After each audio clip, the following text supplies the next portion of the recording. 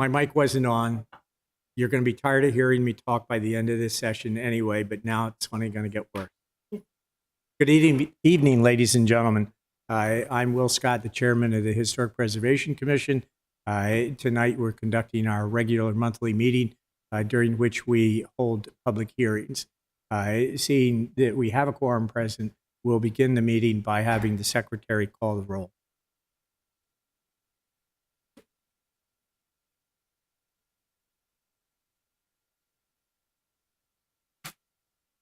Because I can't remember.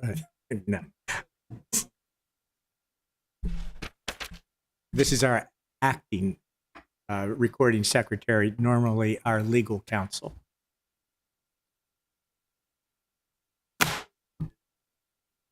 Yes, everything is a little out of sequence.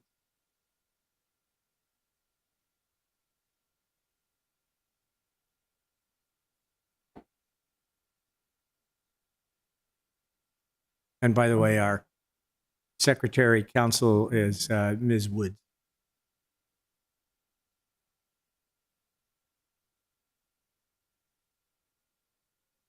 Present.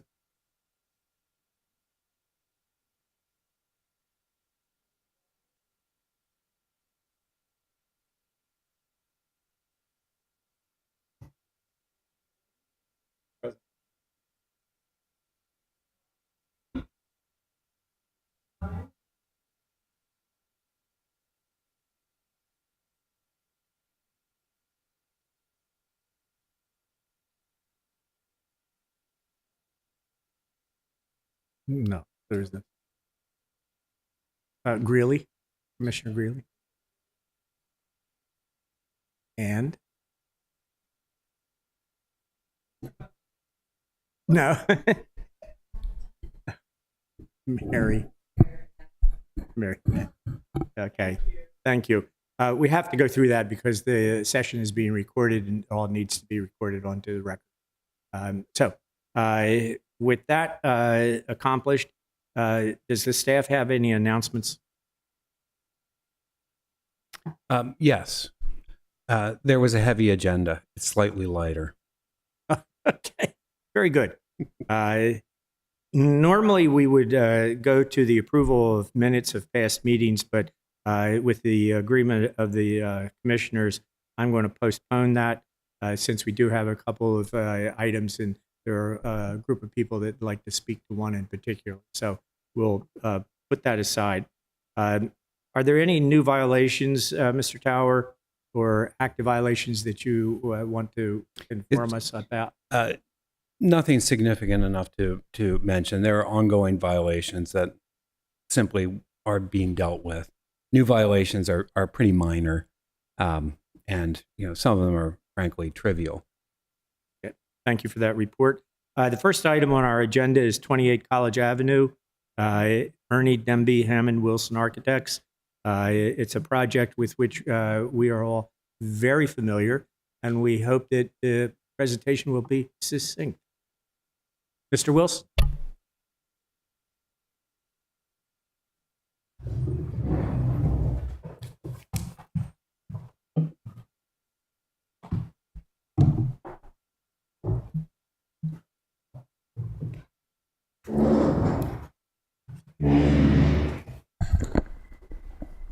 Oh, you got it. Okay.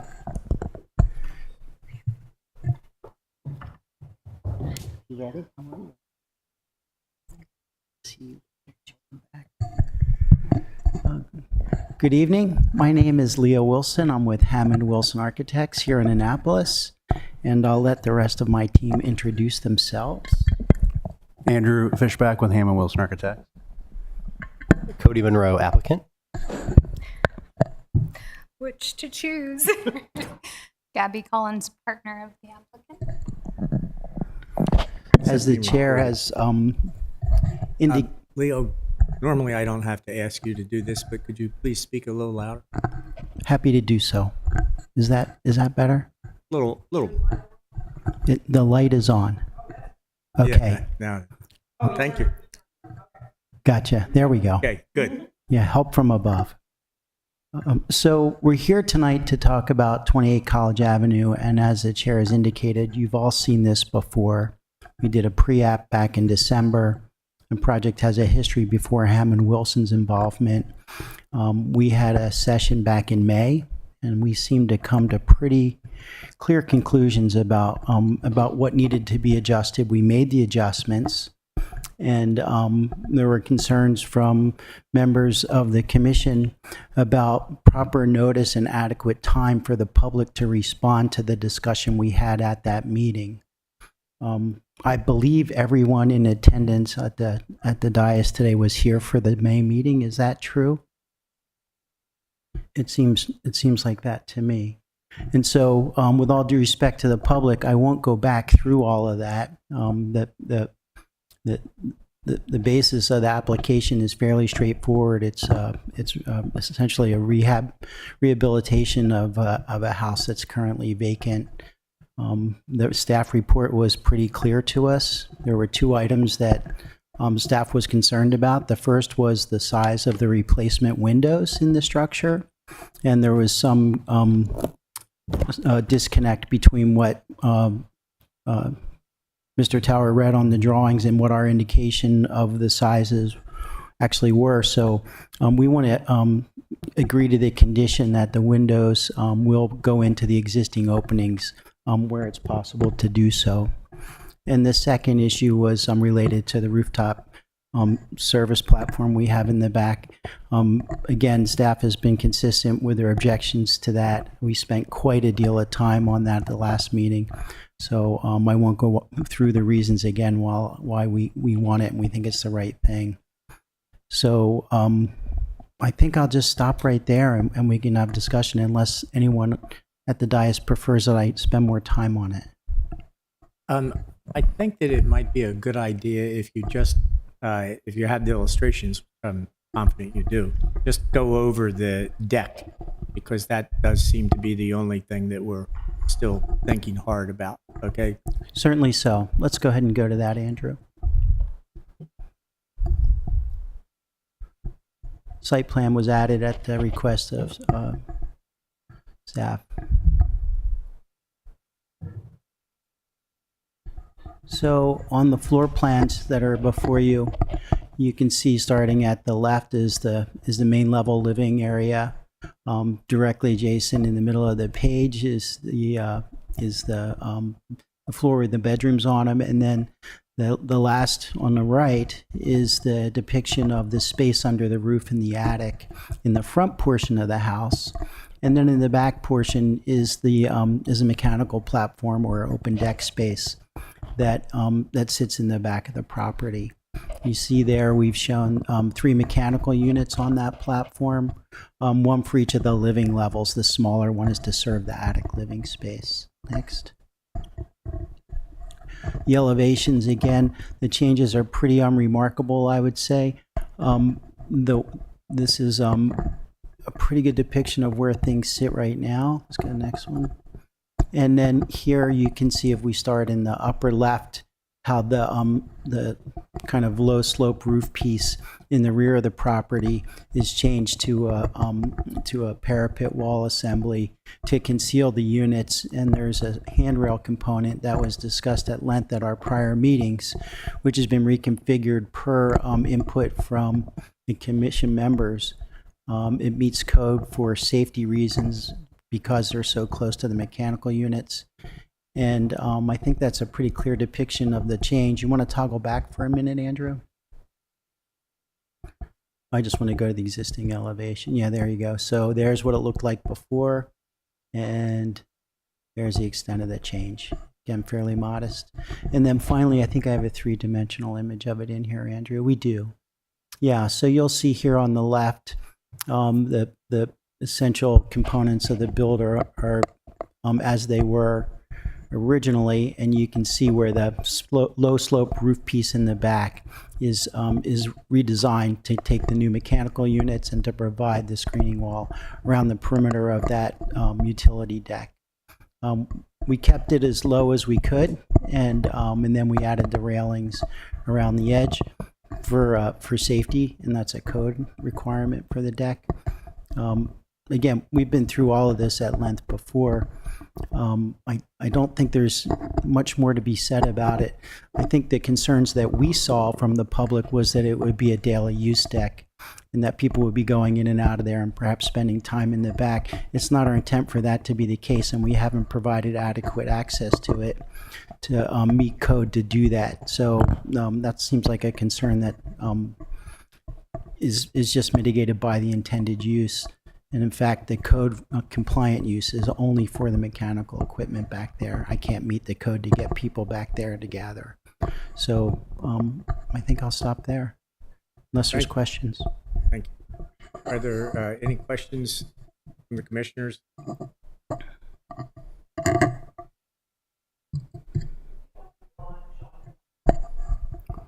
We do. Yeah, so asked if there was a drawing where we could see the back of the house. yeah, if you look in the lower right corner here, you can see the new pair of doors that enters into the family room on the first level, a window into the bathroom at the second level, or the bedroom level, and then the handrail and parapet element around the mechanical deck.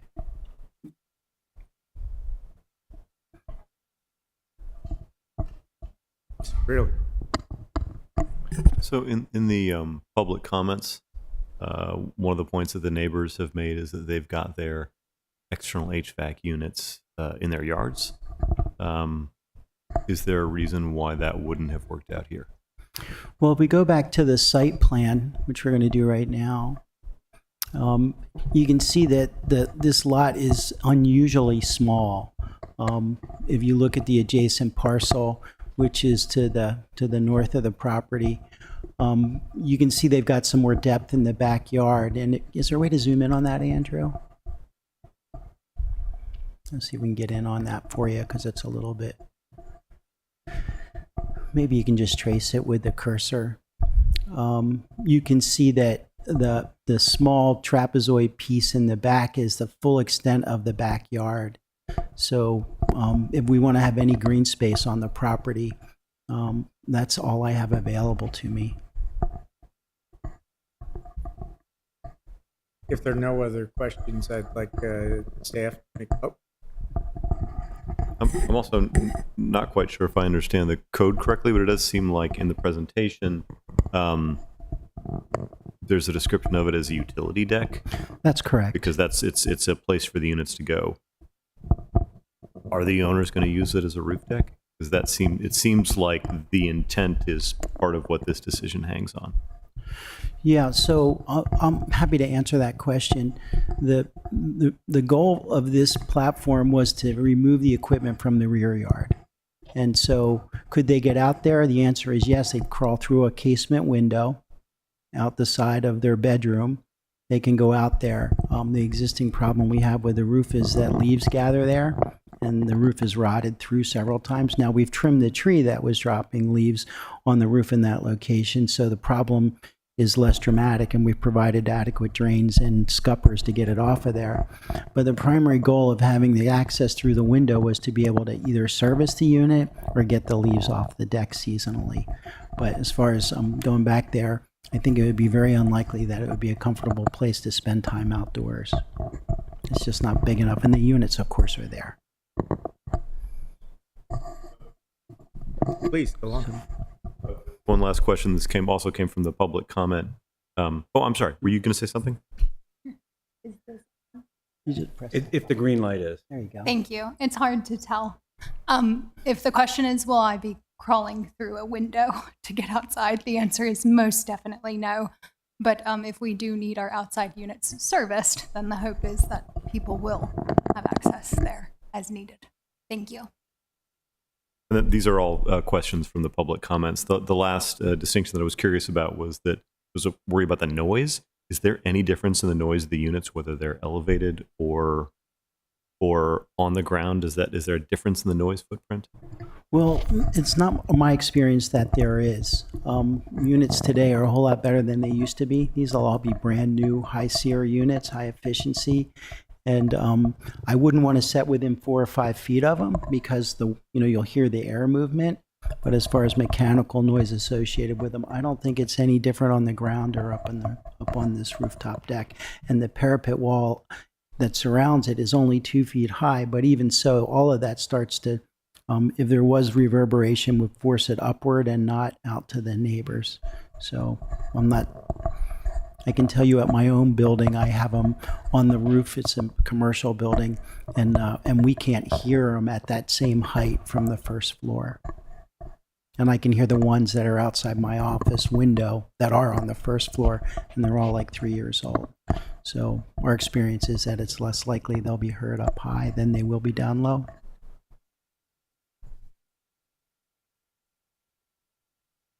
In the report that Mr. Towers reviewed, the windows were different sizes, but now you're saying the windows are going to be the same size as the existing windows. That's correct. Okay. Yeah, that's the first of the 2 comments that Mr. Tower offered that were concerns about the application, and we will use windows of the same size. They're not exactly the same because they were, built at a time when that wasn't so important, but we'll just have them adjusted and we'll have to shim them. The idea was to keep the trim on the exterior of the building the same so that the character was unchanged. So we'll fit the windows within those existing openings. Okay, thank you.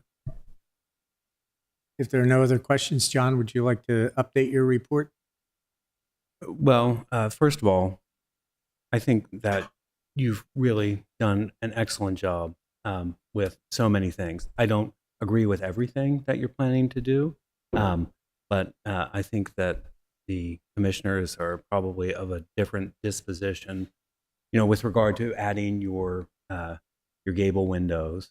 I'm very interested in seeing the plans showing all of the windows within the existing openings and then the replacement windows based on those sizes, just so it's all harmonious.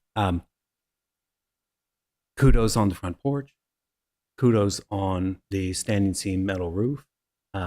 These are all going to contribute to the neighborhood, and I think that that's really to be commended. I know this has been a long process. In terms of the roof deck, my position hasn't changed on it. I do believe that it substantially changes the form of the building within the viewscape from College Avenue, King George Street. I also believe that it's now gone back to a flat deck. We've seen different designs of this deck, and the deck's flat. It's very walkable. And I have to say, for all of the public comment that we've had, and Cody, you should know this because they're your neighbors, plenty of people have called me. And they're all concerned about it because they don't know how it's going to be used. I'm not an HVAC professional, but for a 1,500 square foot house, 3 units up there is quite a lot. And one of them seems substantial. 3 tons, maybe 4 tons at most. I don't know if that's overstated. But in my staff report, I do offer or suggest other placement. And I think there are opportunities for other placement, including on the 1-story roof. And there is space in the backyard. So I'm still in opposition to the rooftop deck. I haven't changed my position on that. And it's based on guidelines. It's based on the Secretary of the Interior standards. One of the remaining important attributes of this house is its form. That's what it's got. And you're going to do a tremendous job in bringing it back to, I think, what it looked like, once upon a time, maybe 100 or almost 100 years ago. So that's all to be commended, and I'm sure will be very much appreciated. Thank you, John. Just for the sake of clarification, would you read your recommendations?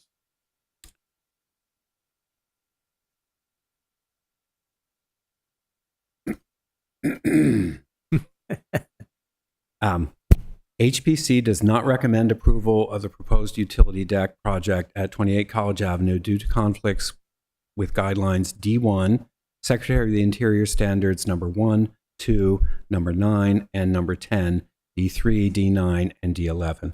Of these guidelines, D9 clearly states that rooftop decks are strongly discouraged. HPC staff does not recommend approval of the proposed window sizing. I think we've already gone over that, though. Do you want me to continue with it? Okay, I'll continue. And the associated trim due to conflicts with guideline D17, D1, Secretary of the Interior Standards number 2 and number 9, D3 and D17. Staff recommends that proposed replacement windows be located within currently existing openings and maintain the historic jamb trim, with the new siding butting against the jamb trim, as was historically and is currently. The proposed rear French door is recommended for approval. HPC staff does recommend conceptual approval of the front porch rebuilding. However, more detailed drawings are requested. Staff also conceptually approves the Dutch lap or German siding, unless evidence can be shown that a different siding was once used on the house, in which case that siding should be used as a replacement. Staff approves the return of standing seam metal roof, which is evident in the Sanborn map of December 1913. This approach comports with Secretary of the Interior Standards number 6. Staff recommends following conditions for the replacement of all windows. All windows to be installed in existing openings shall maintain the original trim. All proposed new windows shall be scaled to match the existing window openings.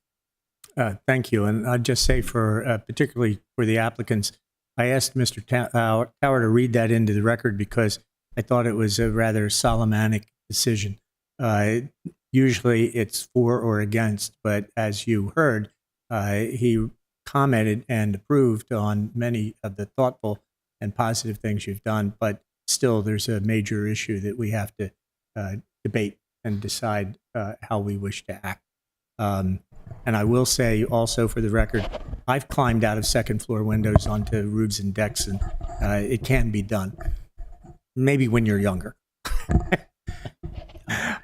So now is the moment when we would discuss. I'm sorry to interrupt, but before you do, we just wanted to offer into the record, there are letters of support from our neighbors for this. So I know Mr. Tower had said he had heard from some concerned citizens. We also discussed it at length with many of our neighbors to make sure that, you know, the consensus was clear that there are far more people who were not opposed to the condition of the deck, the utility deck, as opposed to the minority who were opposed to it. So we wanted to make sure they were in the record. Are any of those new letters that you've received and haven't come to the office or have come since our last meeting with you? No, they're all specifically focused on that issue, which has not changed since the last meeting. Mr. Tower, you wanted to say something? This is a new application, and it was advertised and posted as a new application, and all public comment has to be for this application, no previous application. That was an issue previously. If it wasn't received in the office for this application, it wouldn't be included. This application has the same number as the previous application. But it's this application. So when the public goes on CSS to review the applications, they would see the same number. But you changed the deck. The public would see the same number in CSS. And I have a screenshot printed of it. I can see exactly what the public would see, and it's the exact same number, and that's the project that they've submitted a letter of support for. Well, I disagree. I think if everyone else who wanted to make a statement actually resubmitted. They rewrote letters. They wrote new letters. the people who voiced the letter of support don't need to submit an additional letter for the same application number. So Gentlemen, those who gentlemen, opposed it would gentlemen. have to- This is a interesting discussion, but we're not conducting a plebiscite. We are acting upon the regulations and guidelines that we are empowered to enforce.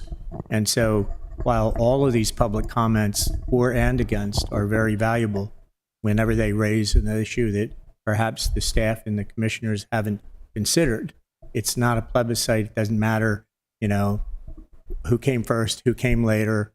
I mean, technically, and I guess to some legal situations it may, but to my decision, it does not. I appreciate the comments.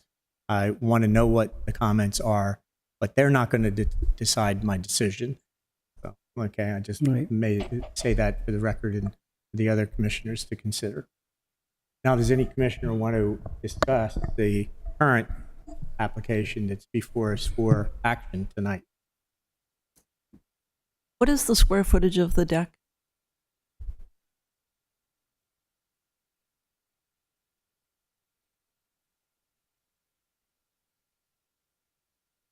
a 175 square feet. There we go.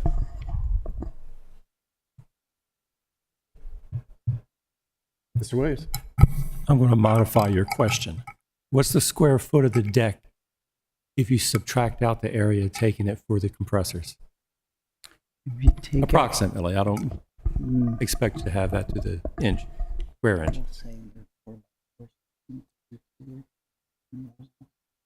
How much is left of the deck? And I do have a reason for asking it.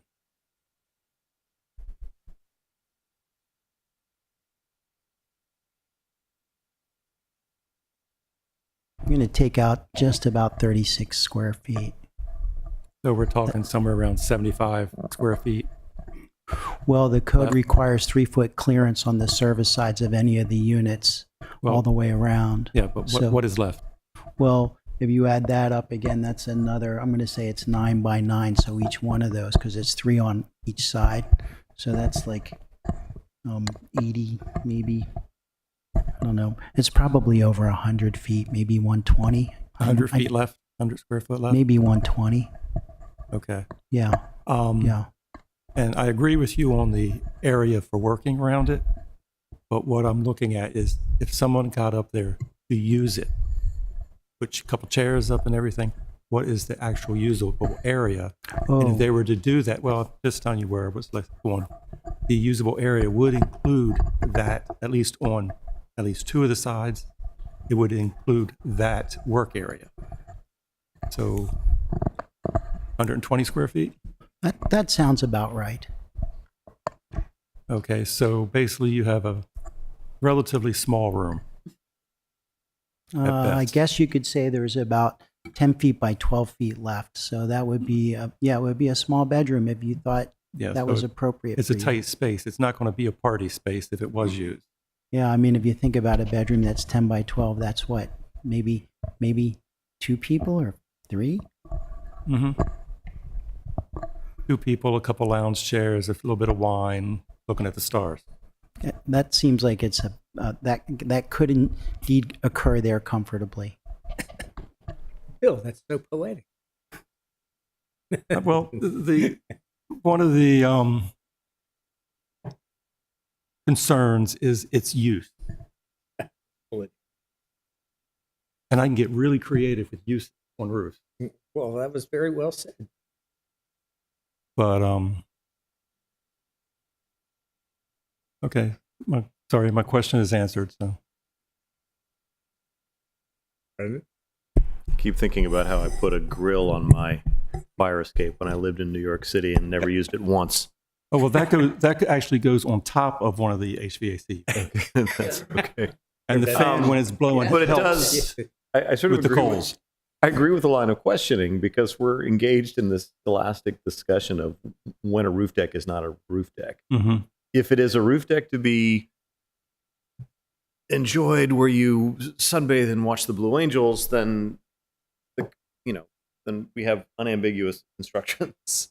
But if it's just a place to put the units, then it's not a roof deck. I feel like that's the Yeah. question in front of us. It does come down to.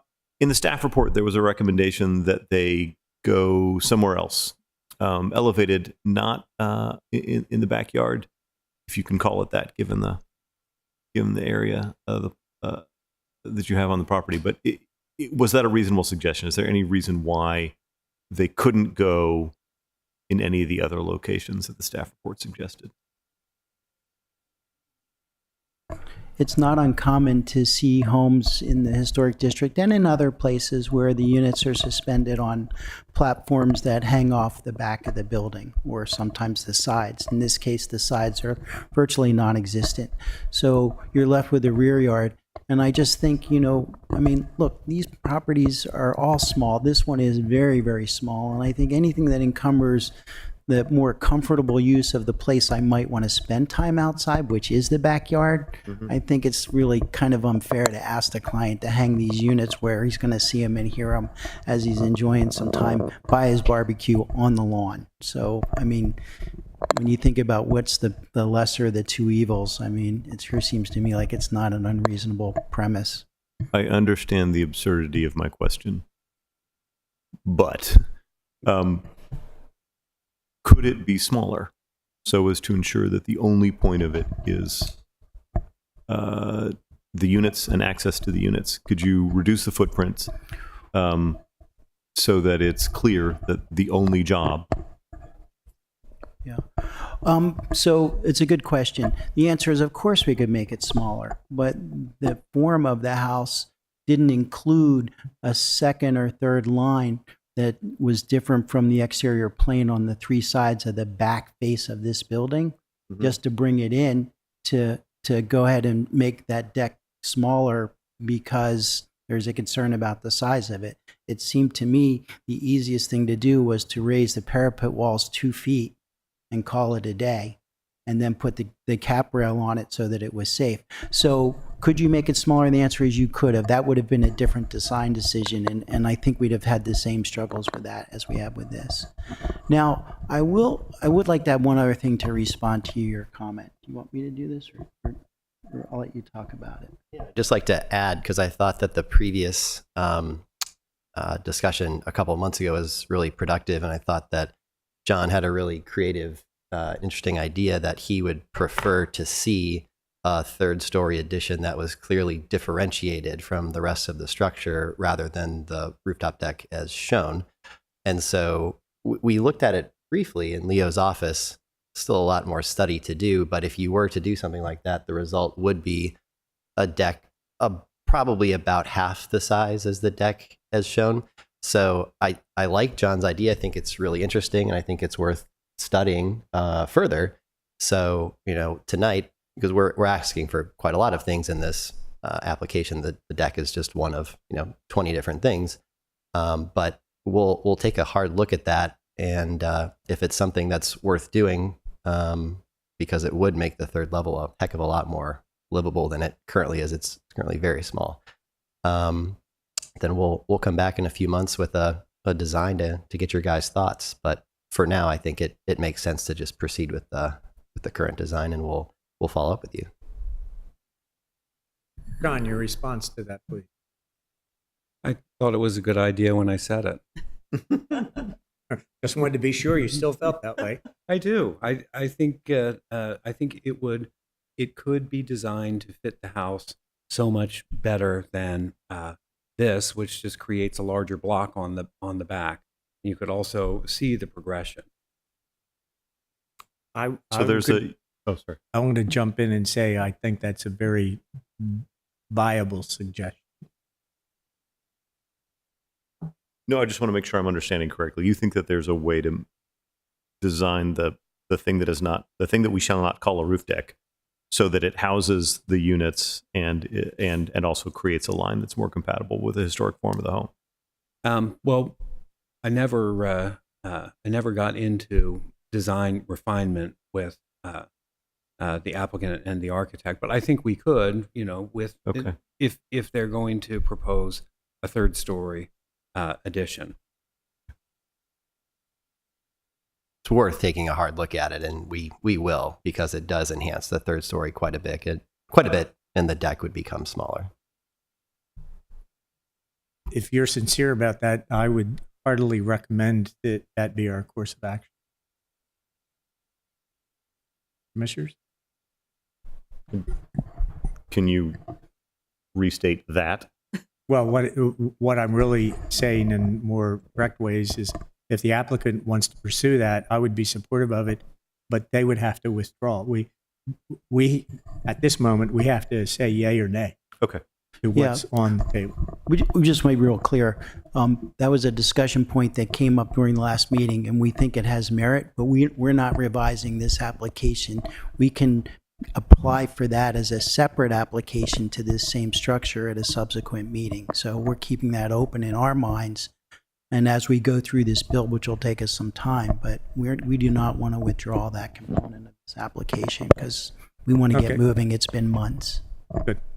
Okay, you heard. So we can approve everything in the application except the roof deck?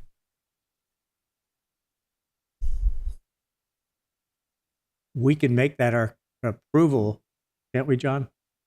Absolutely. There's Yeah. And then they can do as they feel they need to do to exercise their right. every element of what they have proposed with conditions was recommended for approval in the staff report, except for the rooftop deck. Okay.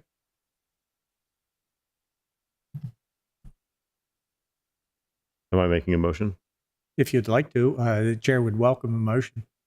I make a motion to approve with the exceptions laid out in the staff report. Specifically, approval of all the items recommended for approval and denial of the roof deck. Yes. Is there a second for that motion? I'll second. Is there any discussion of the motion? All in favor of the motion signify by saying aye. Aye. Aye. All opposed? There's nobody else to speak. And one minor technical thing, I neglected to ask that you all raise your right hand and swear that the testimony you gave this evening is true and accurate to the best of your knowledge. Everyone who spoke. I do. Please. I do.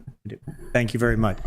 Thank you all for your time and consideration, as always. And we'll be back with whatever comes next. Yeah, I feel like we're making progress, although it's slow. The ability to start is appreciated. Yeah. Thank you. Okay. Thank you. Thank you all. Okay. Next item on our agenda is 199 Duke of Gloucester Street. Is St. Anne's Episcopal Church installed an emergency backup power generator. That portion was withdrawn. And we have Two Church Circle, St. Anne's Episcopal Church, installation of reinforced perimeter security.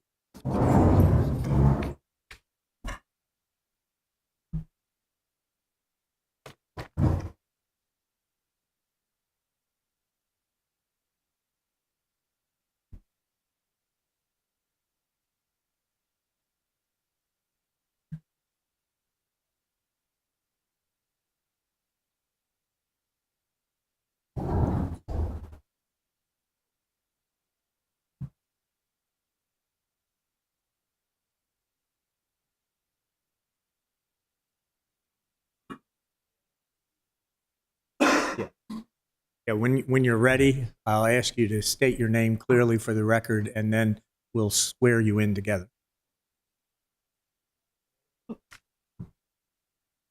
Bill Wilbur. Your addresses too, please, because the secretary's having to take that all into consideration and report. Your address. No, your home address. Your little button. Turn on the green light on your. It's still not. My home address is 98 Conduit Street, Annapolis. Okay. Bill Wilbert. My address is 498 Fawns Walk, Annapolis. Thank you. Now, would you please raise your right hands? Swear the testimony you're about to give is true and accurate to the best of your knowledge. I do. I do. Thank you. Please begin. Thank you. So, Bill Wilbert and I are here speaking principally for the parish, St. Anne's Church. I'll do a brief introduction, an overview, if you will, and then Bill will get into the details of the application for the bollards and the fence at Church Circle. We also have 5 parishioners here and the rector of the church, and in total, 4 of them are prepared to provide public comment tonight. The HPC's bylaws provide that its basic purpose is the preservation of sites and structures. And that's what this proposal is about. It's about preserving and protecting St. Anne's Church in Church Circle.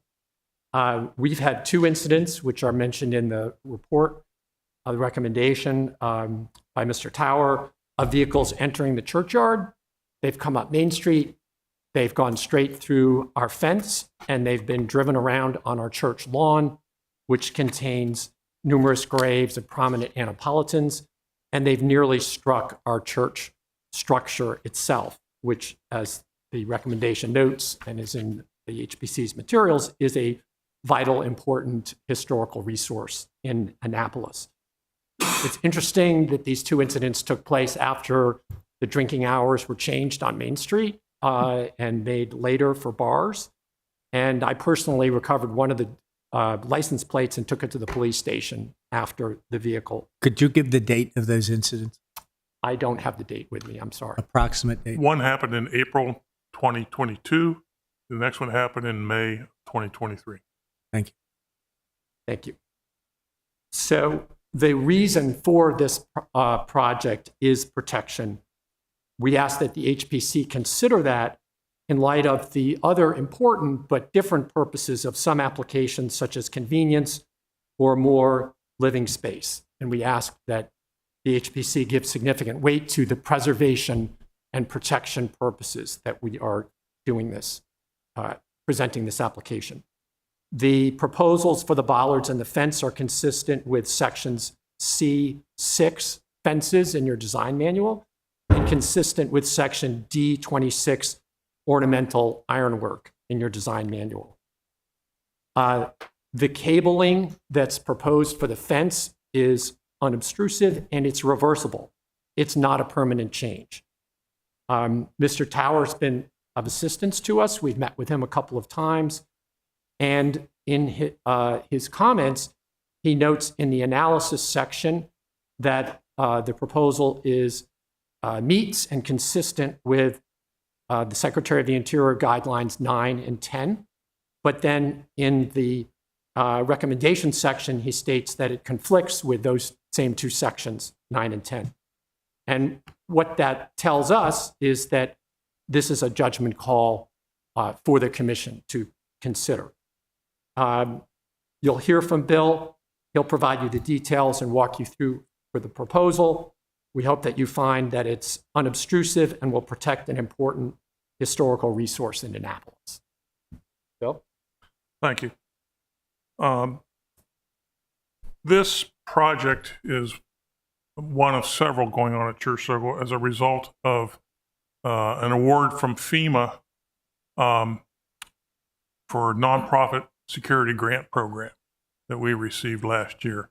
The other elements of the award are things like cameras and door locks, or if you will. So these the perimeter security, as we call it, involves, as Bob said, the bollards and an arresting cable system. Let me just go through, I guess, the specifics of the system.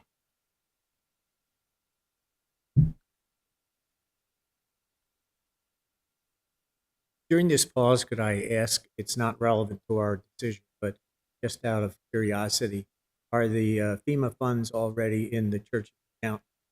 No, these are a reimbursable grant program.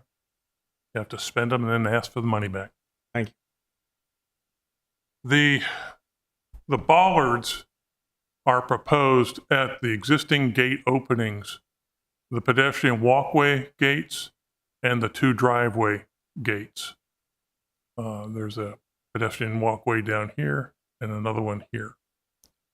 They're also proposed in a series of 4 in this location, which is where we had the 2 frequent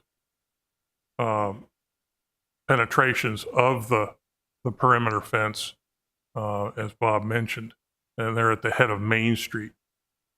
I'm also showing you some trees in here, which in and of themselves do provide some degree of restraint, but they're not. I mean, the density is such that you can't rely on that. We're proposing to put these bollards inside the existing fence, inside the gates, and they're a 6-inch steel, 6-inch diameter steel pipe, concrete filled with steel cap, and they'll be painted semi-gloss black. They are approximately 42 inches tall. Additional adjustments will be made on the gates in order to improve or make them easier to open and close, because right now some of them are sagging and it's a real struggle to lift and pull them in and get them to close. And I say that because one of the things that occurs quite frequently in the churchyard are events held by our preschool, which is down on 199 Duke of Gloucester Street. And so when they have events inside the churchyard, the teachers close these gates, including the driveway gates, so that you can't have just anybody walking in or 3, 4, 5-year-olds walking out. And so we've recognized that all the gates, including the drive gates, need to be adjusted. The drive gates will also be adjusted to ease securing them. They're not going to be locked, but they have, each one has a vertical rod that you can lift, and then when they're closed, they get set down into a hole in the pavement, if you will, and that will secure them, as well as a latch across the top. The other element then that was discussed is the security cable. And the idea of an arresting wire or cable system was actually derived from the Department of Defense Unified Facilities Design Criteria for Anti-Terrorism Force Protection at military and Department of State facilities, both here in the U.S. and abroad. Its original design was for reinforcement of ornamental fences, and it originally proposed a system of 2 horizontal cables equally spaced between the existing and top-bottom rails on an 8-foot-high ornamental fence. This type of passive barrier would have effectively stopped or restrained a midweight vehicle, approximately a 2-ton truck, at a moderate to low speed. We deemed that such of a system was probably too obtrusive, but given the conditions surrounding Church Circle, with minimal direct vehicle approach conditions of approximately 40% of the perimeter. So if I go back to the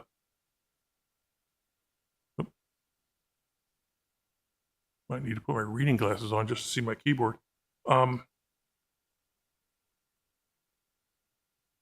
The main vehicle penetration points come from Northwest Street towards the circle, West Street, Franklin Street,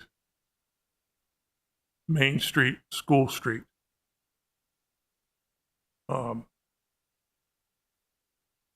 College Avenue, because of the island with a fountain, there's really not a direct approach unless somebody's going to And if it was an obvious terrorist attack, traffic direction is going to stop somebody. But nonetheless, these are the main approach points. Reflecting on our past history with vehicle penetration, as we mentioned, the two that happened a year apart almost occurred here, but we've also frequently had them up in this area near Northwest Street. Those have mostly been weather related. And in fact, for a while there, we thought we had a pretty good thing going that we could repair our fences with somebody else's insurance, but they kept hitting them in the same spot until they started coming at us from Main Street. Again, those were mostly weather related. But the point is that these are direct approaches to the circle. So they represent something like 40% of the perimeter openings of, or approaches to the fence.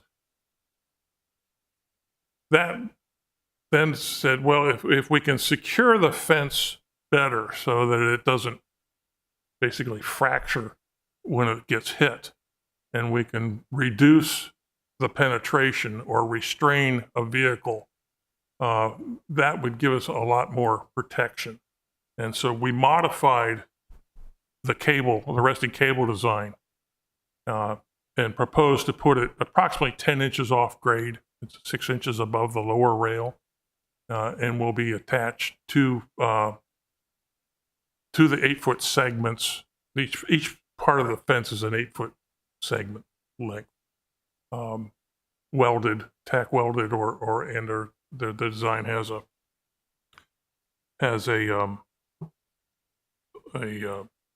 make that a little larger, a stainless steel, a welding point with a U-bolt that's welded to the existing midpoint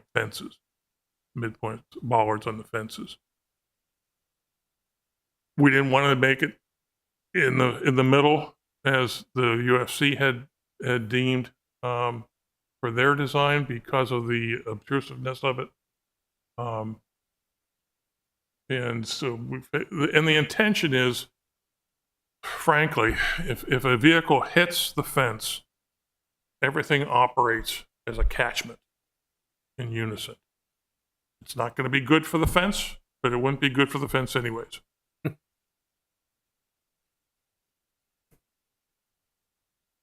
So we figured that if it's not going to reduce speed and impact, if it's not going to totally restrain vehicle penetration, it's going to reduce speed and impact and hopefully protect anybody that might be in the yard. And certainly, as we experienced with the crashes at the eastern end ahead of Main Street, which is much closer, the building is much closer to the street sidewalk at that point than any other point on the property. We're hoping to protect the building itself as well. All right. I do have something I might go show you. I did a mock-up of the wire. This is always sort of one of those things where you're not sure if it's going to work to your benefit or work against you. Could not find 3/8-inch stainless steel wire without spending half my mortgage to do the mock-up. So what I used was 3/8-inch poly rope and attached it to the fence and spray painted it black. Why can't the wire be black? Why can't it? It can. It would be the proposed stainless steel wire would be painted black. Thank you. Yeah. The poly rope was black and orange. Probably wouldn't have been to your advantage. No. And I don't know if you can see it or not, but it's not very obtrusive. Right in that area.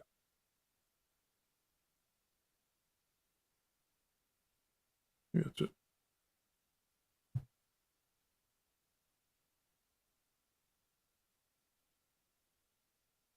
So, I don't know if I have anything else. So, and you've seen the staff report, and I compliment the staff on writing that, especially the history of the church and the fence.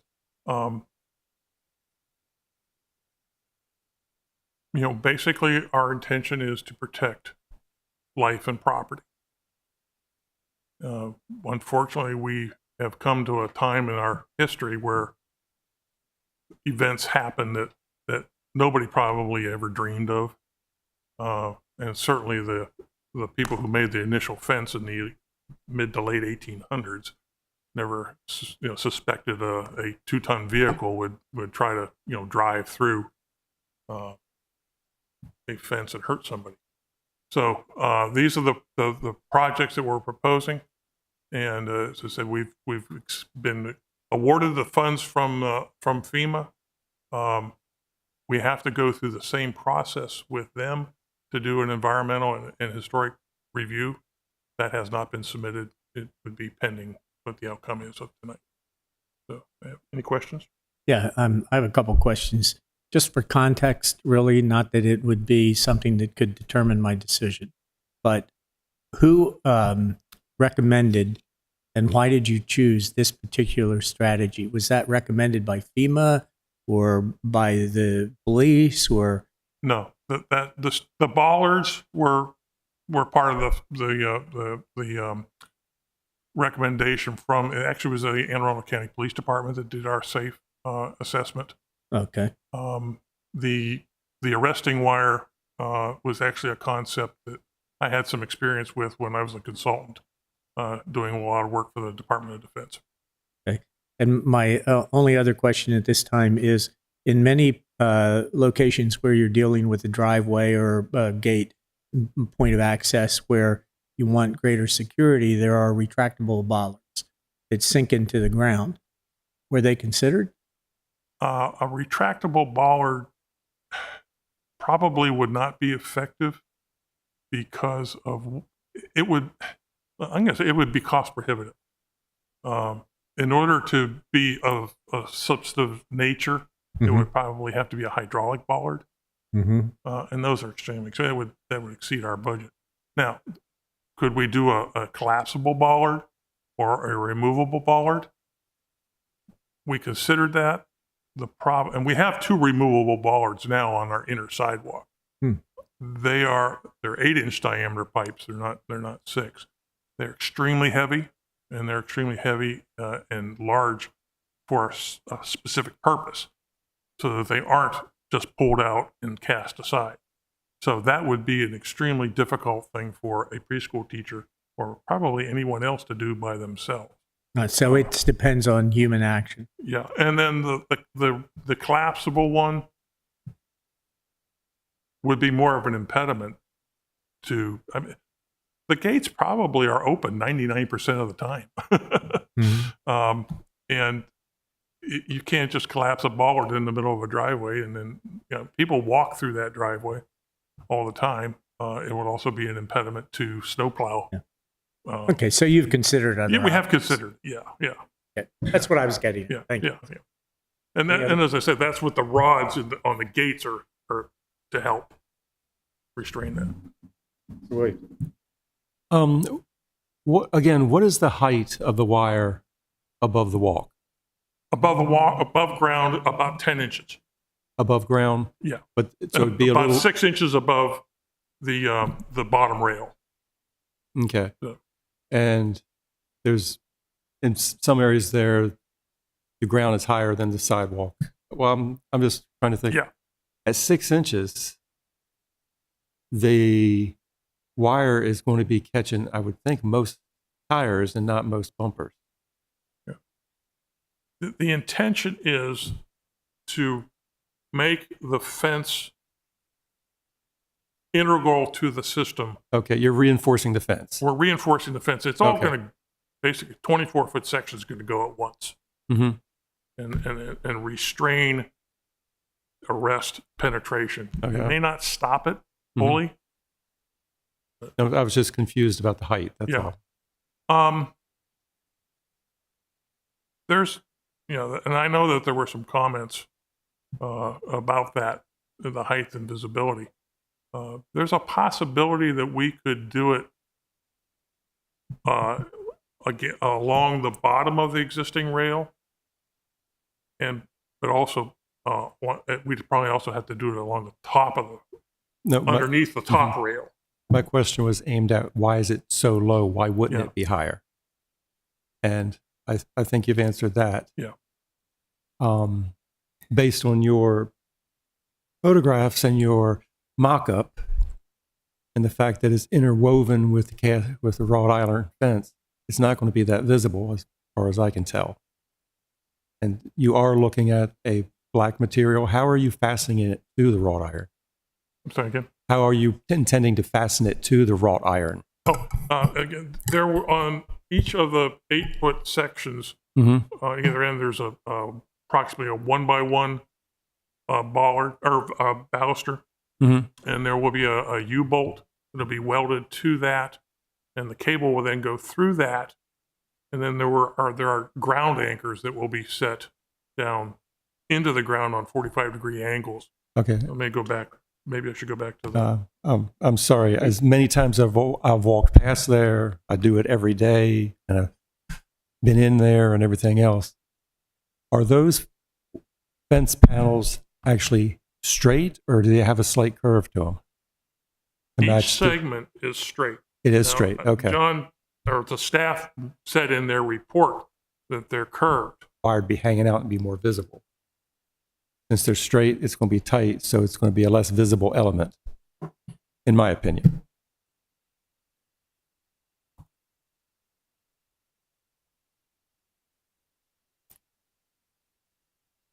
If you can look at the picture, you'll see that the panels are basically, they're straight.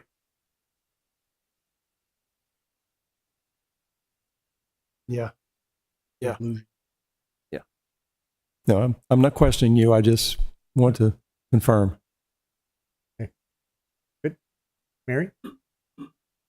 I guess I have two questions. The first being, what are other organizations doing in situations like this? This has to be a fairly common occurrence, especially in European cities. And Uh, like, what are the In a other historic best setting? practices? What are other best practices for securing? I mean, the majority of what I have seen are bollards. I mean, you can go out and look at the governor's house and their iron fence. It sits nicely on a stone wall, and it's actually has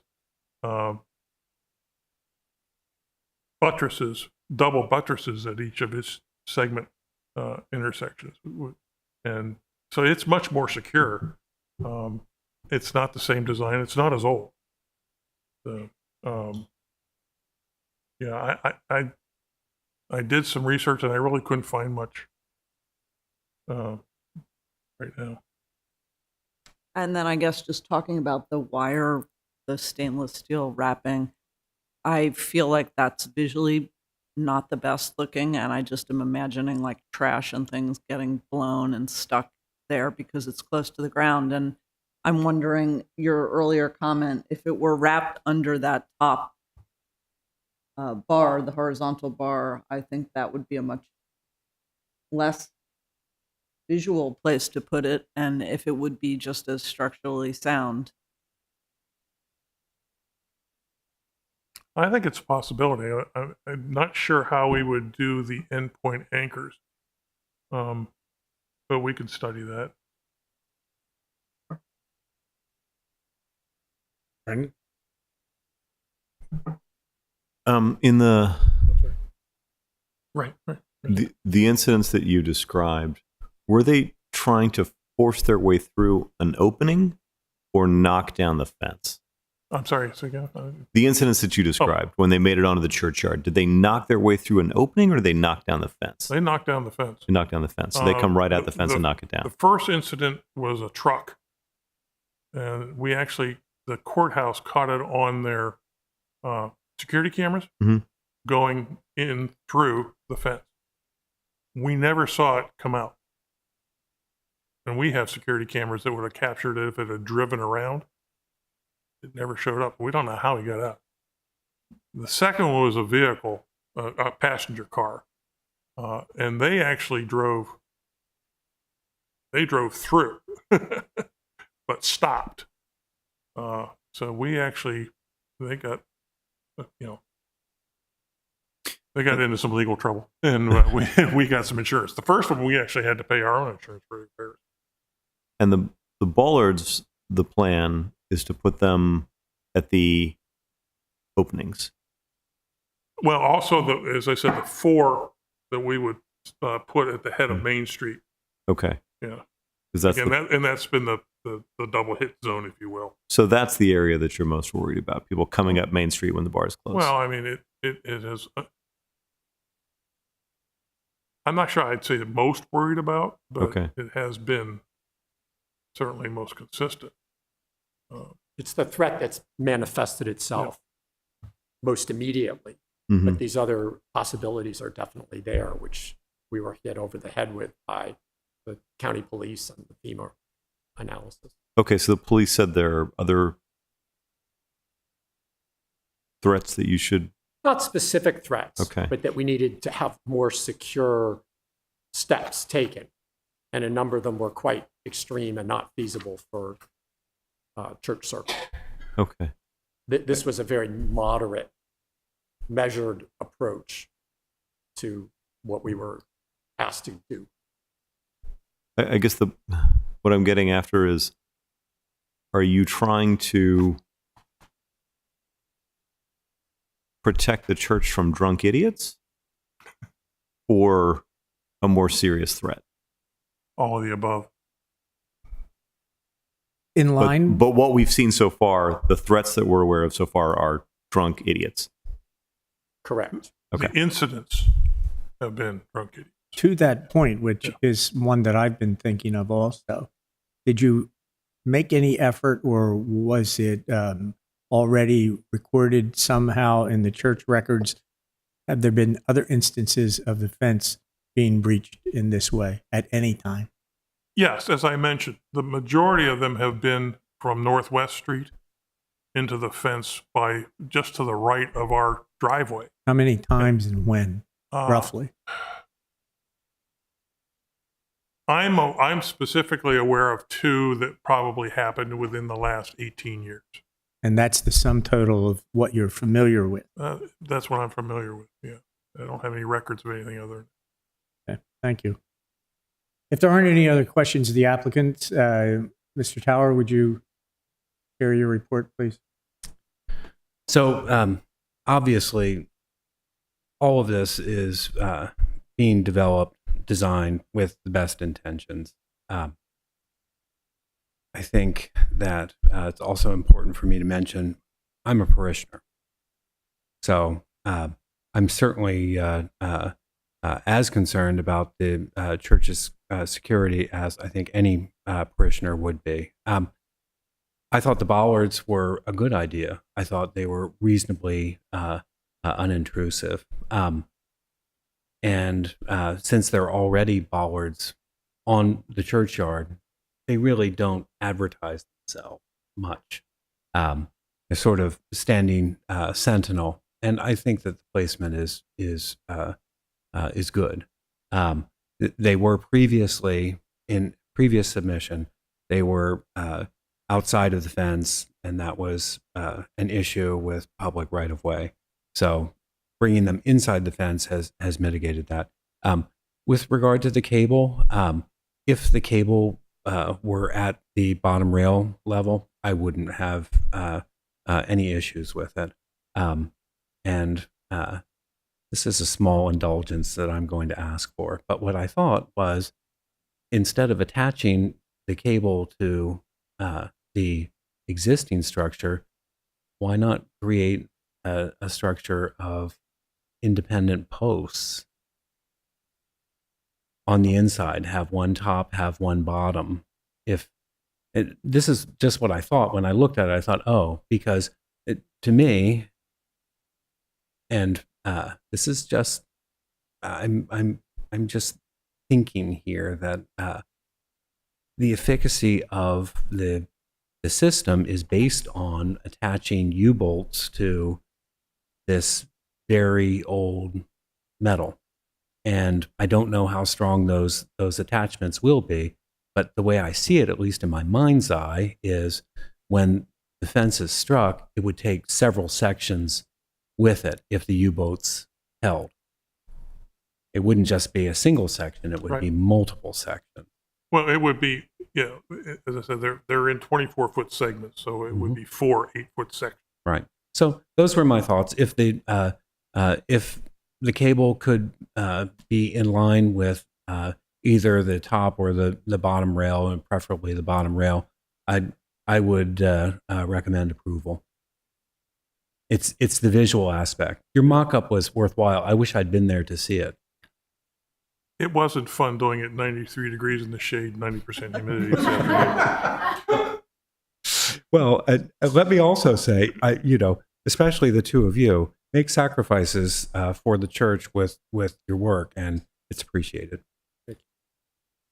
So, be clear, you would recommend approval of what's presented with no condition.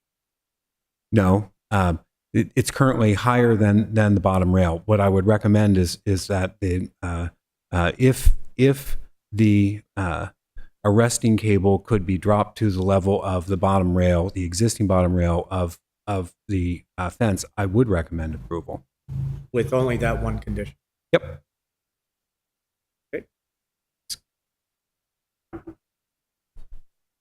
Just a question for the applicant: Are you confident that it would provide the protection that you think is necessary if it were at that level?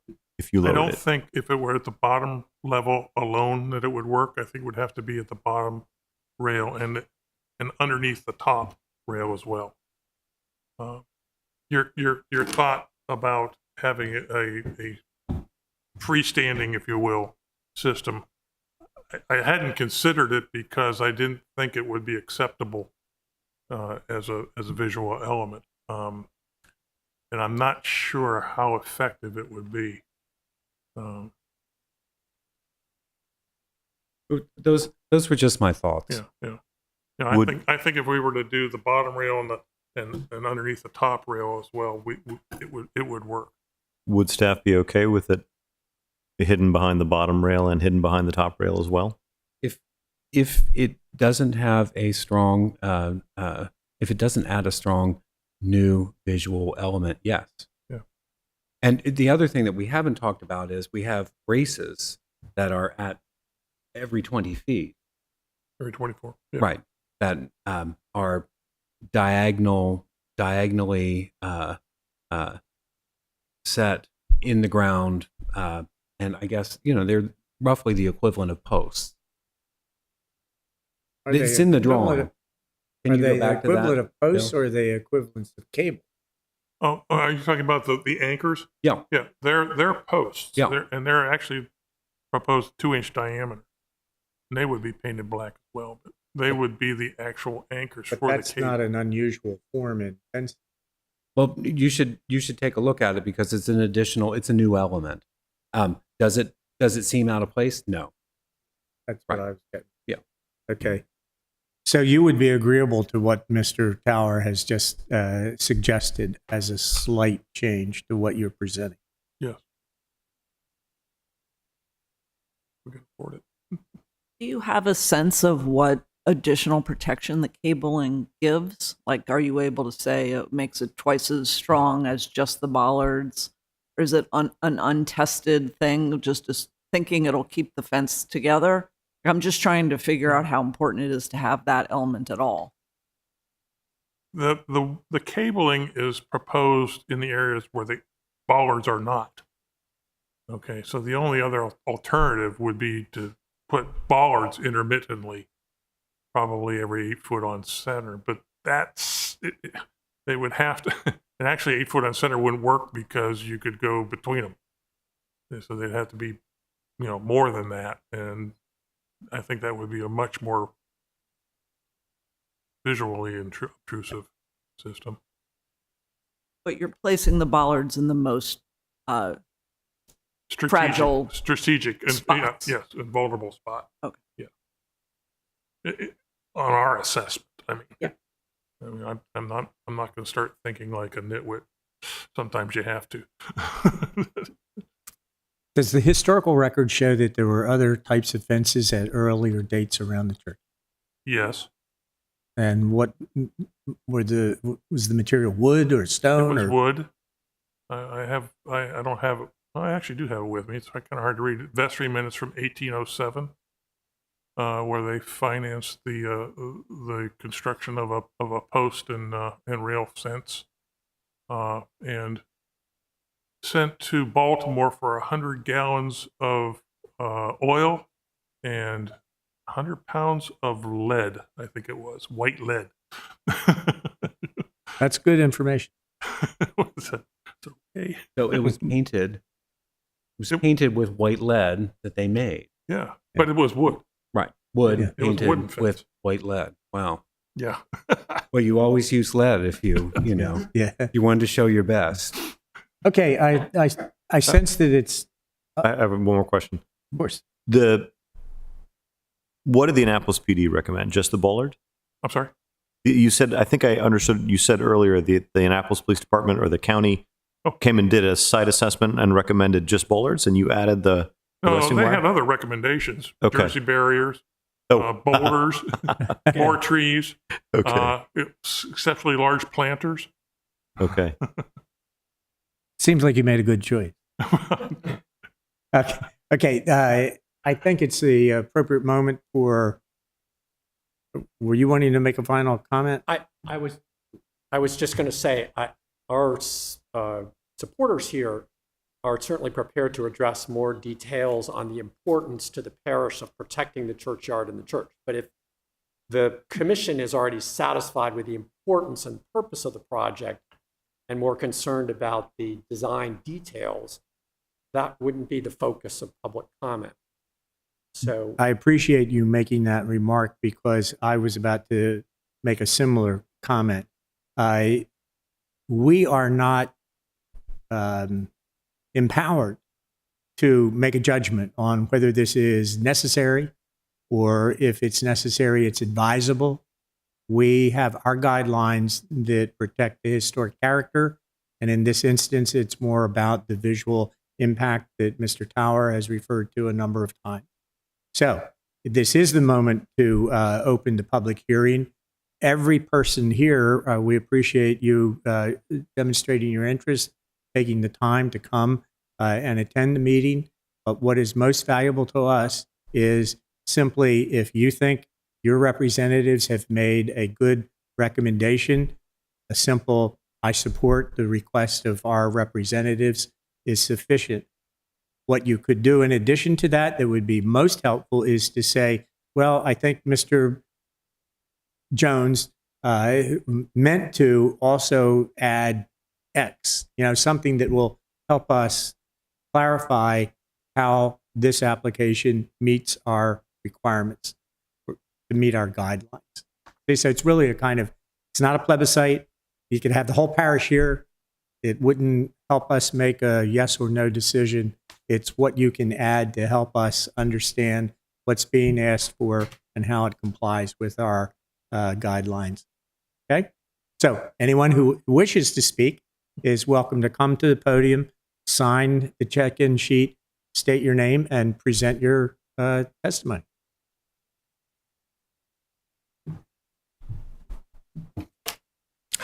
I am the Reverend Dr. Manoj Matthew Zachariah. I serve as rector of the historic St. Anne's Parish in Annapolis, and I just want to thank the Historic Preservation Commission for the gift of your hearing, your time, and I just want to stand in affirmation of the report as presented.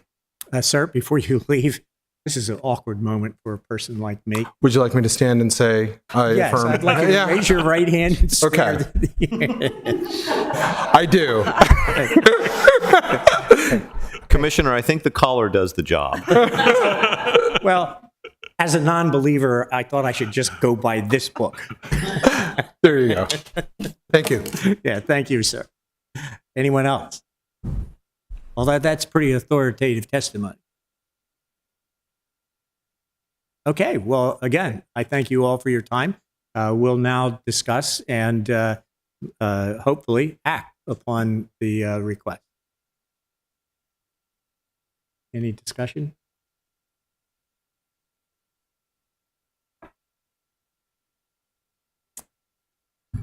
I know, John, that you want that cable down lower, but I would like to, I don't want to assume, but I would think that if the cable was able to somehow catch the vehicle, in other words, be up higher, that it would have a greater effect on arresting it. So are we losing the function by putting it down to the ground level, which basically at that point is several areas that want to be at ground? I think, according to Mr. Wilbert, yes, it reduces its efficacy. I don't know exactly how, because as I see it, it's low enough so that it's it's below bumper level. But I thought essentially the function was that it would connect multiple panels. So every 24 feet, there are 8-foot panels. 3 panels would be connected, and 3 panels would come with any impact. So it would be 3 panels resisting the impact as opposed to a single panel. But from what I've seen from the impacts previously, it is amazing how many panels came down. How many did come down when it was? I just had the picture up. Right, but it was a lot. It wasn't. It was like it 3. basically fractured. Yeah. Yeah. Yeah. Yeah, I thought that was your what your presentation was telling us also, that it's like getting it to be stronger because there were more units and you're going to have to drag everything forward. And work together. Yeah. Yeah. Yeah. The goal of the arresting wire is to catch the fence and then have the fence catch the vehicle, right? Correct. Yeah. Okay. Correct. But what I'm seeing is, sorry, I need my model. If we have the fence fell down. If we have the fence and the wire's down here and we hit up here, the fence gets pushed over. If the wire's up here, the higher it gets, more likely it's going to catch and it's going to push it back with all the adjacent ones as well. And I just, actually what I'm looking at are the forces and how they would multiply with the impact being closer to the cable. That's why I think it would have to be 2 cables. It'd have to be one lower and one upper. Okay. So if we did one upper, do it up with a upper rail? Yeah, right below the upper rail. Mm-hmm. Is that viable for you? Yeah, I think they already suggested. Okay. Okay, thank you. Any other discussion? The chair will entertain a motion.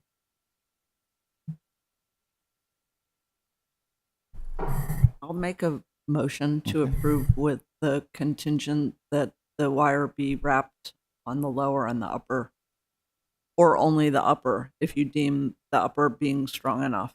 I don't know how you measure something like that. And I'd have to test it.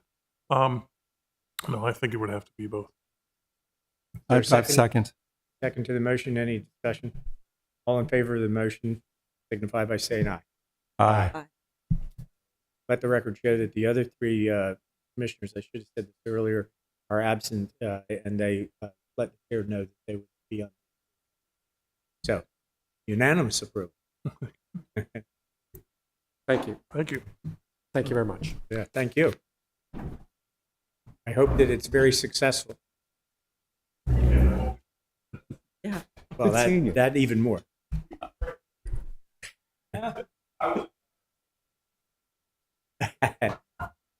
I'm an atheist and I didn't recuse. Now, as a historian of American art, gentlemen, I wish you entirely all the success possible.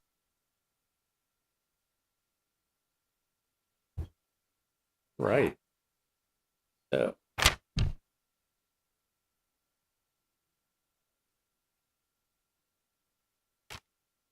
We still have 2 more items on our agenda.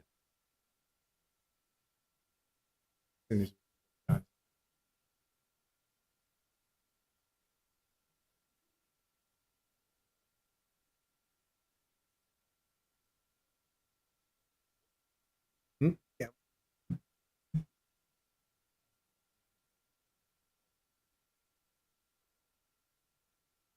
Parishioner, representative. Good point. John? Yes. Are we ready for Green Street? I think so.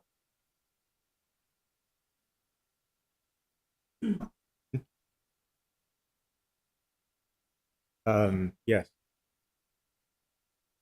Well, the one of their 2, church had 2. They withdrew 1, and the other one is staying at the hotel.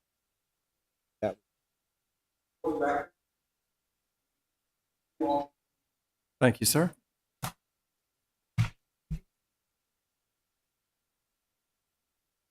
How do we turn these on?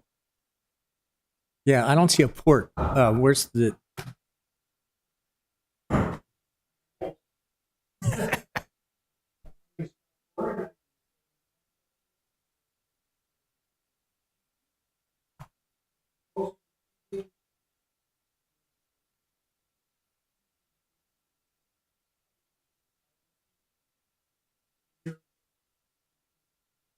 Sir, 2 things. Your microphone's not on, but before we worry about that, My apologies. before we worry about that, I believe this is eligible for the consent docket, as there was there public comment? Yes, there was.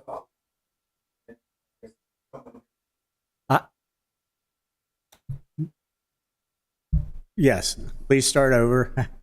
Do you swear that the testimony you're about to give is true to the best of your knowledge? Absolutely, yes. Thank you. Now, please introduce yourself again. Absolutely. My name is Scott Boren.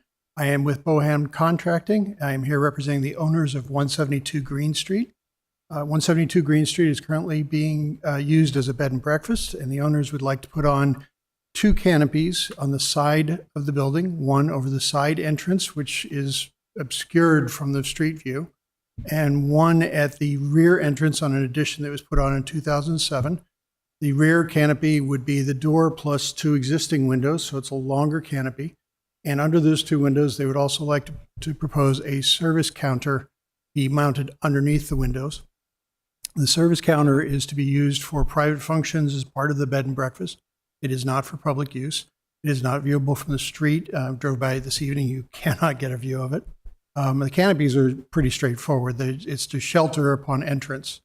We have tried to adhere to the guidelines of the HPC guidelines in that we are not trying to match the existing architecture of the historical structure. So if you look on page 10, there is a sketch of the existing rear addition that was done in 2007 and the existing canopies, and we've taken our cue from that to prepare a new canopy structure that's deeper and covers the door and the 2 windows, as opposed to what's currently there are 3 small canopies that are, I think, about 18 inches deep. They don't really provide shelter when you come in. And on page 12, there is a sketch of the side entrance next to the existing photograph of the side entry. Similar design as the rear canopy that we are proposing. That would be a 42-inch deep by approximately 5 feet wide canopy, again, just to provide shelter. That is the main entry that the guests use to check in. Just a little really pedantic academic question of the staff. We're referring to these as canopies. Would it be correct to refer to them as pent roofs? Well, these are pent roofs, but they're also awnings. Okay, so tent roofs are not typically common south of the Pennsylvania colony. Would this be a misrepresentation of our architectural heritage? There are small. We're going to call. I'm going to call it awning covering, and they're all over town. But the most important thing about this is, just for clarification, full disclosure, I built that shed. I designed it and I built it. And It's very handsome. I am truly disturbed that they want to take down my little awnings. No, I think that this actually is more appropriate because it isn't exactly what would be built at the time. And of course, the shed was built in 2008. You could put anything on because it was really just a post and beam shingle structure. And it has an interesting, the previous structure had an interesting history, which I didn't get into in the staff report, but I couldn't talk about later. Anyway. Okay. All right. Thank you. Do you have more to offer? I really do not. They're simple additions to put on. I don't have a lot to say about them other than the drawing I've provided. Understand. Do any commissioners have questions of the applicant's representative? John? The rear addition, it's an event room right now. It's used for small gatherings. The outside of that area has been used most recently. I believe it was used as a wedding rehearsal venue outdoors. And so adding the service counter out there just supports that. That rear space, I think, becomes a staging area currently for any catering events as well. Other questions of the applicant? John, staff report?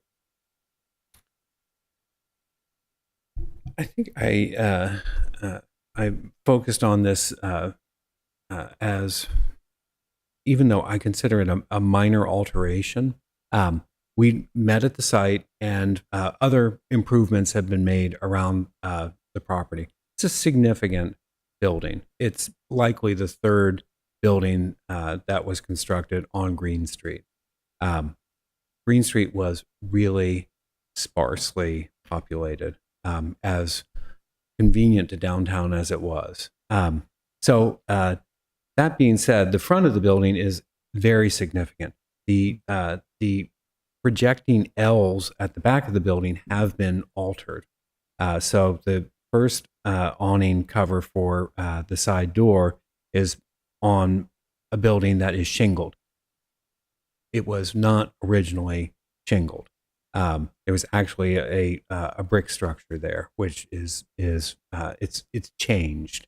So I think that the modification there, that addition, is minor and in keeping with guidelines.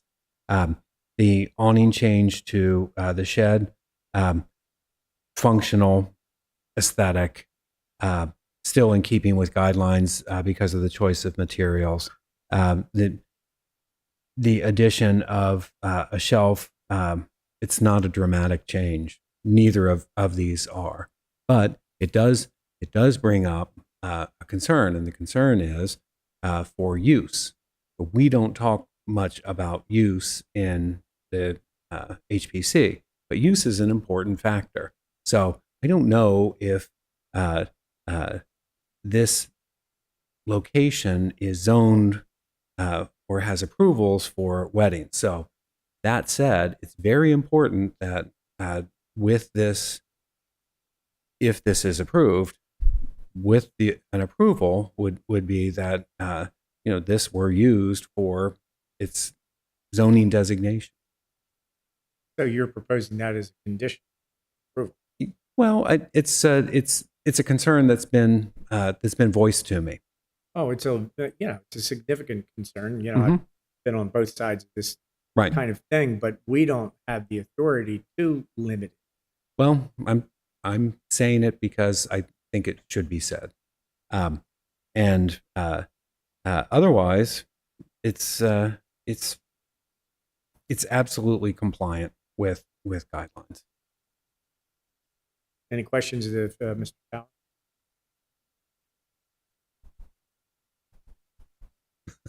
Come Brendan, on, you Brendan. look like you want to ask a question. Yes. Okay. Yes. Okay. I understand there's a person who wishes to speak to us about this application. Would you please raise your right hand? Turn on the mic before you. Is it on? No. Is that little red, green button? It says it's green. Yeah. Okay. Can you Thank hear me? Yes. Please raise your right hand. Do you swear the testimony you're about to give is true to the best of your knowledge? Yes. Thank you. Please introduce yourself and sign the sheet. Good evening. My name is John Richards, and I live at 120 Duke of Gloucester Street, directly abutting the property at 172 Green Street. I am acutely aware of the challenges as well as the unique benefits that proper stewardship of landmark historic properties confer on the current owners of pieces of our cultural heritage. And I certainly applaud the fact that the owners of 172 Green Street are taking steps to make needed repairs to the property, which will benefit them and the entire community. But I'm here this evening because I think the importance of this landmark property has been overlooked, and because the stated purpose of this application to install an outdoor bar is not appropriate. After the agenda was published this morning, I submitted some brief written comments, which I hope you have had the opportunity to review, although I take it that perhaps some of you have not. I was drawing attention to the Maryland Historic Trust inventory of historic properties, which has a 78-page report on this property at AA 515, and I provided a link to that. And I really implore you all to review that before approving this application. I was surprised myself when I looked at that document to find that it took me 2 pages to extract the quotes about the back shed, a portion of the wing on this property because of its historical significance. And it was specifically called out as being historically significant in the summary of the inventory of historic properties, and as part of the reason why this property qualified itself for inclusion in the National Register of Historic Properties. So that document, I think, fully documents the landmark character of this property, including the shed wing. Because the publicly available records do not show any demolition or reconstruction of that portion of the property, I naturally assumed that it remains there. But I was subsequently told that the shed portion of the wing was rebuilt in 2008, but that the approval records are unavailable. Now, some might say that that is water over the dam, that since the historic structure has been demolished, there is no need to continue to require historic treatment. But the Secretary of Interior's Standard 6 provides, quote, deteriorated historic features shall be repaired rather than replaced. Where the severity of deterioration requires replacement of a distinctive feature, the new feature shall match the old in design, color, texture, and other visual qualities, and, where possible, materials. Replacement of missing features shall be substantiated by documentary physical or pictorial evidence. Presumably, whatever approval was given in 2007 followed this standard, since it was required by HPC guideline D1. That standard should continue to be applied to this landmark historic structure. Indeed, doing so will provide whoever visits the property with the benefit of seeing it as it should be historically, and not as a kiosk appended to this important historic structure. And while the staff report focuses on differentiation and reversibility, the Secretary of Interior standards that you have adopted do not reach that step in the analysis, because this is not a new addition to a historic property. It is an alteration to an existing structure. The objective here should be to restore the structure as nearly as practical to its historic form, and it can be seen from the street. That does not include a service bar for use at a short-term rental. So respectfully, I request that the owners reconsider their proposal and embrace the benefits of restoring the shed addition to its earlier appearance. And I request that the commission do the same. Thank you. Thank you. Well, that was a very compelling presentation. John, do you want to comment? Well, I have to say the existing structure was really interesting. It had pieces of different things that I would have imagined had come off the back of carts. It had something like an eighth of a fluted column. But this was reviewed by the HPC, and I had numerous meetings with Patricia Blick that some of you might remember. Oh, yes. Patricia. There, much to the chagrin of the owner. And it was determined that the structure had undergone severe damage from termites and was beyond repair. But the most important thing about that structure was that it was constructed from salvage. It was salvage, and it was interesting for that reason. I guess they had found different pieces of siding. It was wide board. It was vertical, and it was in two pieces. It wasn't a single piece. So they had taken maybe 3 feet of and put that length on top, and that was sort of consistent. And then underneath it, they put a longer board, so it had a kind of drip edge. It was that kind of construction. So I think it was fascinating. I took different pieces of things that were there and saved them. Is that what's in your office? Well, no, but I thought, wow, look at this, this fluted column, but where's the rest of it? And I thought, fluted column, where did this come from? It was a dozen, maybe 100 different mysteries of origin. Where did the fluted column come from? Why was there only a piece of it?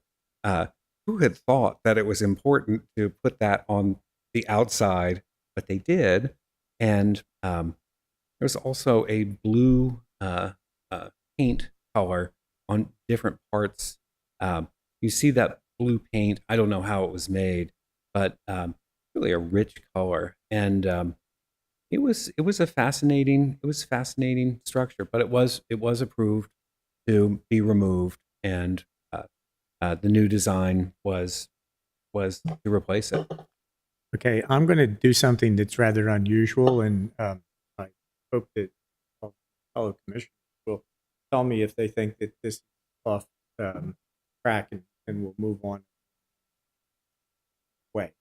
But I thought the gentleman's presentation was compelling and important, and I would like to be able to review that material before I ask to approve or disapprove. And I'd also like to see the report that Patricia wrote.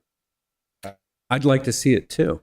Oh, well, I'm I'm Facebook going. friends I'm with going to her. I have to could do ask some. her for it. I'm going to have to do some digging because it's not. It's actually not in the file. So we are talking about 17 years ago. Yeah. So I am Facebook friends with her. I would write her. Ask her. well, you should ask her because there were notes back and forth between us in the file. Yeah. Okay. Sir, you're representing the applicant? Right. And can you speak for the applicant to the idea of allowing us to postpone consideration of this until September? She's not here tonight, so I can't speak to her tonight. So it's a decision that's going to be made without her input. So you're going to do it or you're not going to do it. Okay. I can't get any response from her. All right. Understood. What do the rest of you think? It is a substantial delay in what otherwise seems to be rather straightforward. But I just thought the gentleman's presentation was something that we should have had the time to review. Mr. Wood. Sir, I actually enjoyed your presentation.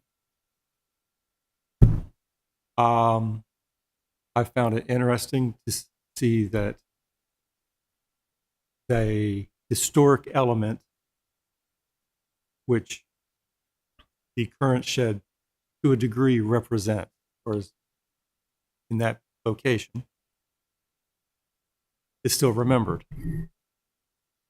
And as far as seeing the other data, if it is out there, I would like to see it. Now, at the same time, we can't forget this huge historic element of the current one, given the contractor who built it.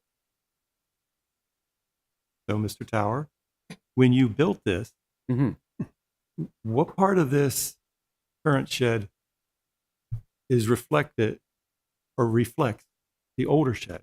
Is it just the footprint? Just footprint and form. Just footprint and form. Right. So it's maintained the basic form of the original, similar roof, similar window type configuration.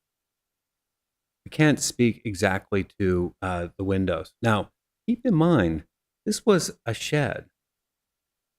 Historians fascinated by it because it had elements, picked up here and there, and they were all different.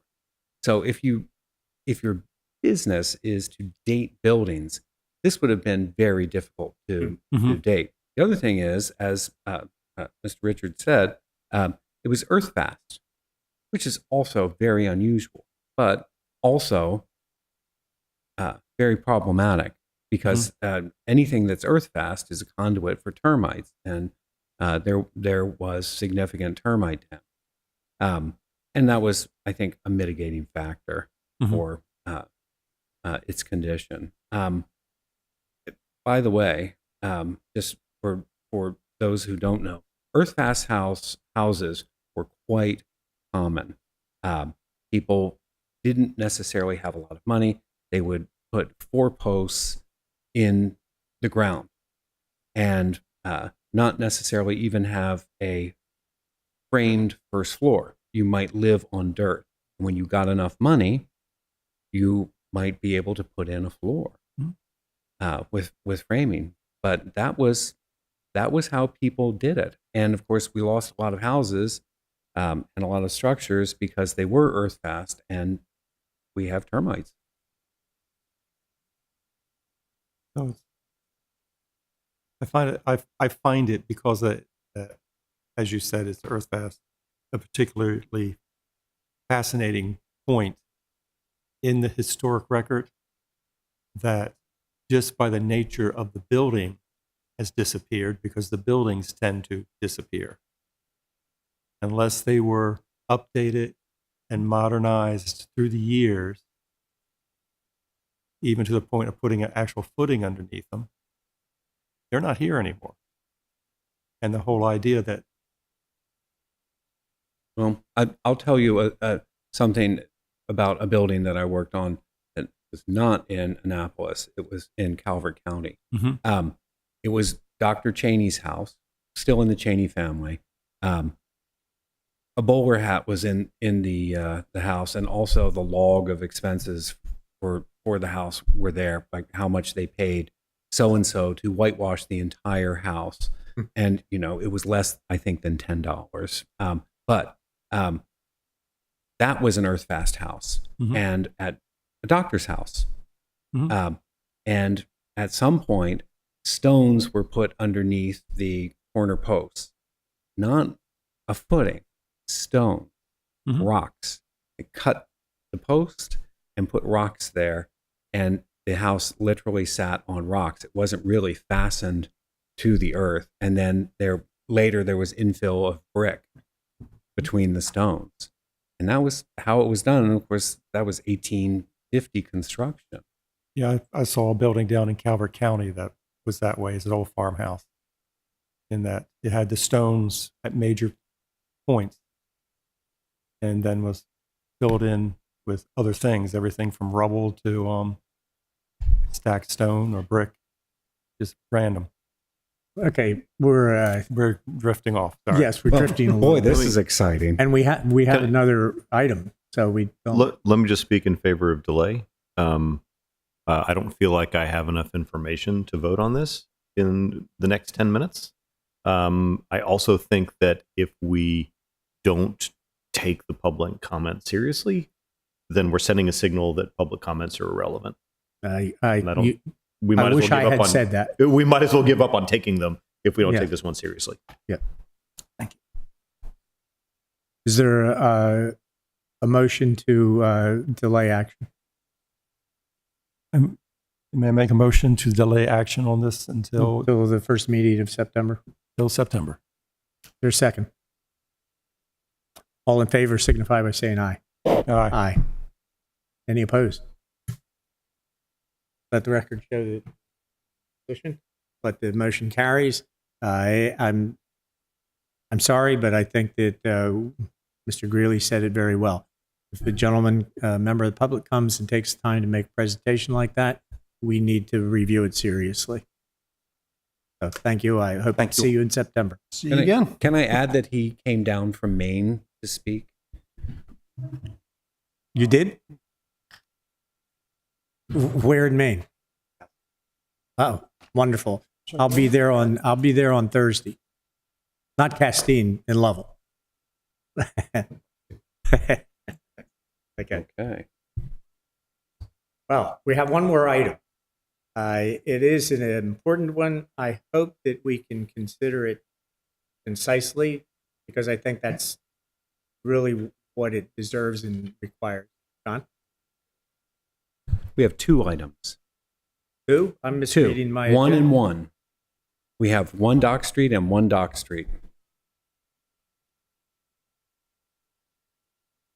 It's not on here? It is, but I misread it. Right. There are two separate entries, both under that address. Yes, we discussed it. Mhm. Now it's clear to me. Mhm. Okay, One, the first one is for the Harbor Master and the other is for Visit Annapolis. let's see. The Harbor Master is on our agenda first, so we will take the Harbor Master. Come on, Jackie Guile. We could do, no.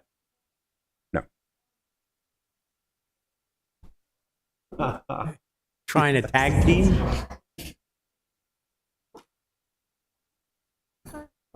Excuse me? Do you want me to just launch in, or do you want to start? You, well, let's, No, I think you need to start. Okay. so, Ms. Guile is not the applicant she's here representing, but the person we had imagined would be presenting could not make it. So I don't know how familiar she is with this. I am familiar if you'd like me to speak about it. I'm familiar now. What is your position? Jackie Guile, acting city manager, also deputy city manager for resilience and sustainability, and the harbor master does report to me. Yeah, okay. If you would raise your right hand, please. Do you swear that the testimony you're about to give is true to the best of your knowledge? Yes, I do. Thank you. Please state your name again so that the secretary gets it clearly, and then we'll proceed. Jackie Guild, Acting City Manager, Deputy City Manager for Resilience and Sustainability. So, All right, thank you. you're welcome. Floor is yours.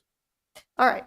So the application we have here is for a certificate of approval for the 6x16 trailer. It's a temporary bathroom and shower area for the recreational boaters. There are 3 units, shower, toilet, sink, and one of them is ADA accessible. And they all have locks on them that are only available to the boaters. And this is here because the Harbor Masters building was taken down. They are in a rental space that does not have any restroom and shower facilities for the boaters. So this trailer was purchased by Public Works for use by recreational boaters that are staying in Annapolis. So you said it was purchased. Does that mean it'll remain the property of the city It after will. It will. Okay, but the staff has recommended it be removed within 14 Yes. days of the opening of new facility. Yes, it is there just for purposes of serving as temporary bath and showers while the city dock project is under construction. Can members of the public who might be eating and dining utilize this facility? No, there is a separate facility for that, a separate trailer. So this would be the kind of thing where they would come to the temporary offices of the harbor master and request the keys? There is a code for that. We have a coin system, which I think they're going to go to, such as we had at the old Harbor Master building. Right now, there's a lock on each of those. And this also can be viewed by camera from the Harbor Master's office for security purposes. Okay, did you have any more of a formal presentation you wanted to No, I'm here for questions as well. Okay, questions.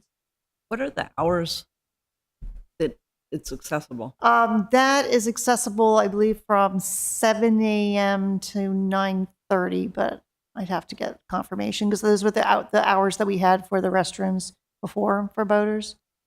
And the entrance is through the harbor, the temporary harbor master? No, the harbor master's office only has a restroom, one toilet, and therefore the use of the harbor master staff. So this is separate. It's behind the building, it's kind of behind Latitude. That's where both of the trailers I know exactly where it is. I'm Okay. just wondering how you get into it. No, there's entry through that gated area. It's behind a chain link fence right now.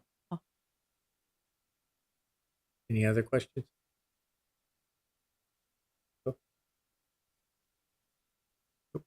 Thank you. Is there an estimation of how long that will be there?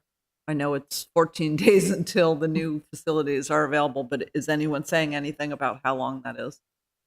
It's there until we can build another harbor master building and get them moved back in with a much more extensive shower and facilities. So years and years.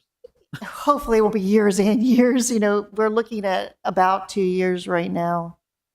That also, these trailers are on wheels so that they can be moved out of the area. If there's flooding or for any other reason, they can be moved. And this one is licensed. What do you mean it's licensed? It has a license plate. Oh, so it it's can be mobile. rolled around on the Right. street. It's mobile. highway ready.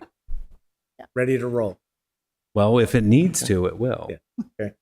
I do have a question then. Since it is highway ready, how is it stabilized on the ground? Is it still sitting on tires? Because often when the trailers It is. come in, It's they sitting pull on all the tires. It is rolling sitting- gear off of them. It Yeah, is and they're truck. chocks, on either side of the tires. Okay, so it's going to have to be maintained road ready for the next 2 years. Okay. I have a general question. Sure. How is this an HPC thing? Because it's in the It's how it affects the viewscape. Yeah. I mean, we did this for the temporary kitchen Right. at Oh, 80 Compromise, and the truth is it's a minor approval for let's say a feature that no one really wants to be there any longer than it has Yeah. to be.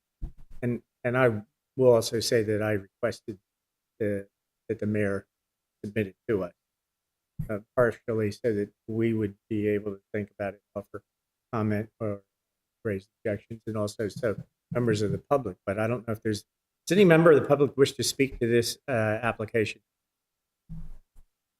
But Yeah, I wanted and to I create the opportunity in case the public. I received no negative or positive public comment. Mr. Williams wants to make a I'm comment. or sorry, ask a question. one more quick question. How is this going to be camouflaged so that it doesn't look like it's a trailer park refugee? It is not camouflaged at the moment. It's surrounded by a chain link fence. But It's will it hiding be? in plain sight. Are we going to put Yes. it? I assume there'll be a skirt around it or some other. There is configuration? not at the moment anything of that sort. No, I understand, not at this moment, but is there plans to do something? No. I would say no because of it's in a flood zone. Yes. Okay.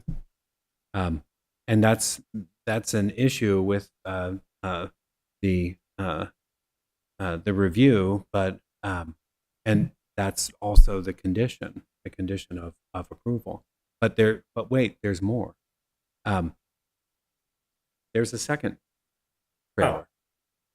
Well, but these are separate applications, so we need No, to- there's not this application. There is a second trailer there. These are in place on Prince George Street. But I thought this application request covered them both. It can. And I think it should, because I don't think that there is any point in taking commission staff time to go through another process for what I have to describe as a necessary evil. Yeah, Necessary. we consider this temporary critical infrastructure for the Harbor Master building, and the other trailer it's for public restrooms. So we used to have public restrooms in the Harbor Master building. So we had on the lower floor, the upper floor was reserved. Those restrooms and showers were reserved for boaters. But on the lower floor were the public restrooms. When the Harbor Master's building came down, it eliminated both. So I consider this, the administration considers this another temporary critical infrastructure that was part of the Harbor Master building. And therefore, we're requesting that you review this together because they were both in the Harbor Master building and we have them in two separate trailers because we don't want the public using the other trailer because it has showers and it's Are reserved. they identical in their structure? They are composed of the same materials, and they look very similar from the outside. Are they the same I think dimension? the bathroom trailer is a little smaller. Well, the units are smaller. Yeah. Okay, so the overall unit is small, or the individual utilities inside are small. I think the overall unit, I mean, I don't have the exact measurements on them. I have the exact measurements on the one for the Well, Harbor Master. I can speak to it because Okay. I went into them and boy, they're nice and new. Yeah. And I thought, man, there's a public shower here. This is great. Now I find out that I won't be able to, but that's okay. So it has a shower and it's ADA accessible. So therefore, it's larger. Okay, what I'm getting hung up on is the minor point. Why didn't the city come in and make the application to cover both things? One was done by one was for the Harbor Master, and one was for the public, and they were done separately. The Harbor Master was moving a little bit faster when they got So their you are unit going to there. come back and do this for the other unit for the public? We prefer not to have to come back again, just to go ahead and do these together. It's also in place. It's There? Are Yeah. they next to each other? no, they're across the street from one another. So when did the second? Last Thursday? week, last week.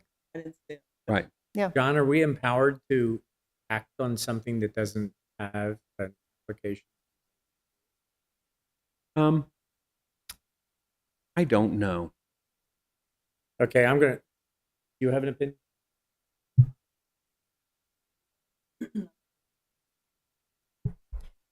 I said probably not, unless, I mean, there's some way to add it. I don't see why it couldn't. Well, then there wasn't public comment on it. So no, there's no notice of it. There's no public comment. There's no Yeah, but it only opportunity for covers public the- comment because there's no because that's all notice. the Harbor Master. Right. Okay. I'm going to suggest we proceed in this way because they essentially are the same kind of unit. They just differ in size and differ in the persons that are going to be permitted to use it. That we stick our neck out a little bit and say that we are voting to approve both if that's what we are going to do, or disapprove both. And then the city can deal with that as they feel they need to. May I make a suggestion? Can I ask another question? Sure. Questions Before first. we Question first. No, questions No, first. question first. The second one that just arrived, I guess my question is, why are they, is it the same hours and is it also by a code, but this is for the public? Code on that facility, and the hours are roughly the same on them. But how is it locked after hours? Well, there's a lock you can put on it, on the doors. So it's someone's job to lock it at Yes. 9:30 at night? Yes. And is that happening? Right now, yeah, that one's not available right now because they're working on the sewer, hard sewer, and the electrical panel for it. So that one's not available quite yet. And is that replacing the porta-johns that are now on City Dock? We had extra porta-johns for 4th of July. We had 12. So that we normally had 6 there. But there's one more porta-john that's ADA accessible porta-john because that trailer unit does not have an ADA accessible unit in it. So we're putting with it, next to it, another porta-john that's ADA accessible. I guess my question is, I understand the harbor master one being there and all the purposes of that. I don't understand why there would be a public permanent for years toilet on Prince George Street, which is a residential street, and not in the City Dock area where people need to use a bathroom. Why is it on Prince George Street? Because there will be construction activity on City Dock, so we can't put it there. Well, not for years. If this is Well, mobile and it can be not necess- relocated, it seems unfair to have several permanent Right. toilets and showers on a residential street. Now, I was in a meeting today with Public Works, and the timing on City Dock moves around, but there is work already ongoing at City Dock. There's electrical work going on there, Right. and there'll be some digging fairly soon. So there will be activity. Depending on some decisions that need to be made, there could be a lot of activity in the next month starting, and then more after the fall boat show. So it could start moving a lot faster. We're just waiting on, as everyone knows, some funding decisions to be made. So, I just feel like that's an inappropriate spot for it if it's supposed to where be would be an mobile. appropriate spot for On something? City Dock, where people are and need to use the bathroom, not on a residential street behind City. Could you be specific about where on City? Well, where they put like all the porta-johns for the 4th of July, down on, what is it, Susan Campbell Park? Isn't that part of the area that's going to be disturbed immediately? It will. We're also trying to get electrical to this unit through the harbor master's garage by adding another panel there. I'm not exactly sure if we can run the electricity further up to City Dock. I just feel like it's a big enough of a thing that it should be open to public comment. I don't feel like I could vote on that. I mean, it's on a residential street. It seems inappropriate to me to just push it forward. It's not near I understand the harbor master. I thought the harbor master showers were behind the temporary harbor master building, but I don't understand why you would put showers and toilets on a residence. And I think that should be open to public comment. Yeah. Yes. Okay. Prince George Street at the very end, at least the last block, is basically the back of commercial buildings. Right. And adjacent to the Navy Wall. The trailers are located in that area. Yes, behind Latitude. So at that point, the street is not exactly a residential street. There's loading docks back there. Mhm. There's dumpsters. There's all kinds of stuff that sits back there because of the commercial section at that block. And the reason they're not exactly side by side is because we had to leave room for the loading dock for Latitude, because that is a loading dock area. But as a convenient location for toilets and showers, The question is that the only location? And the other areas of the dock between the work that needs to be done for resiliency and the new park and the other buildings and Bertrus and all the other stuff that's going down there, they would have to move it every other week to keep it out of the way. I think it's also for us to decide whether it's appropriate to have it disturb the historic view shed. And it I seems think like that's- some other organ of the city some other institution would have to take it up if in fact the residents of Prince George Street had an issue with it. But it's up to us to say, do we think this is an appropriate thing to have in a historic district? And that seems like a separate question that we're voting on. And I don't know that we can say, I don't know that we can say we don't think it's appropriate. I think the main issue that we have authority to review and to comment is the idea of whether placement that's proposed is less disturbing to the character of the historic district than more obvious positions, which are the only other ones that I've heard that I can imagine or I've heard mentioned this evening. So I appreciate the opportunity for us to review it. I appreciate your point about public testimony, but this was advertised. Nobody came to comment on this.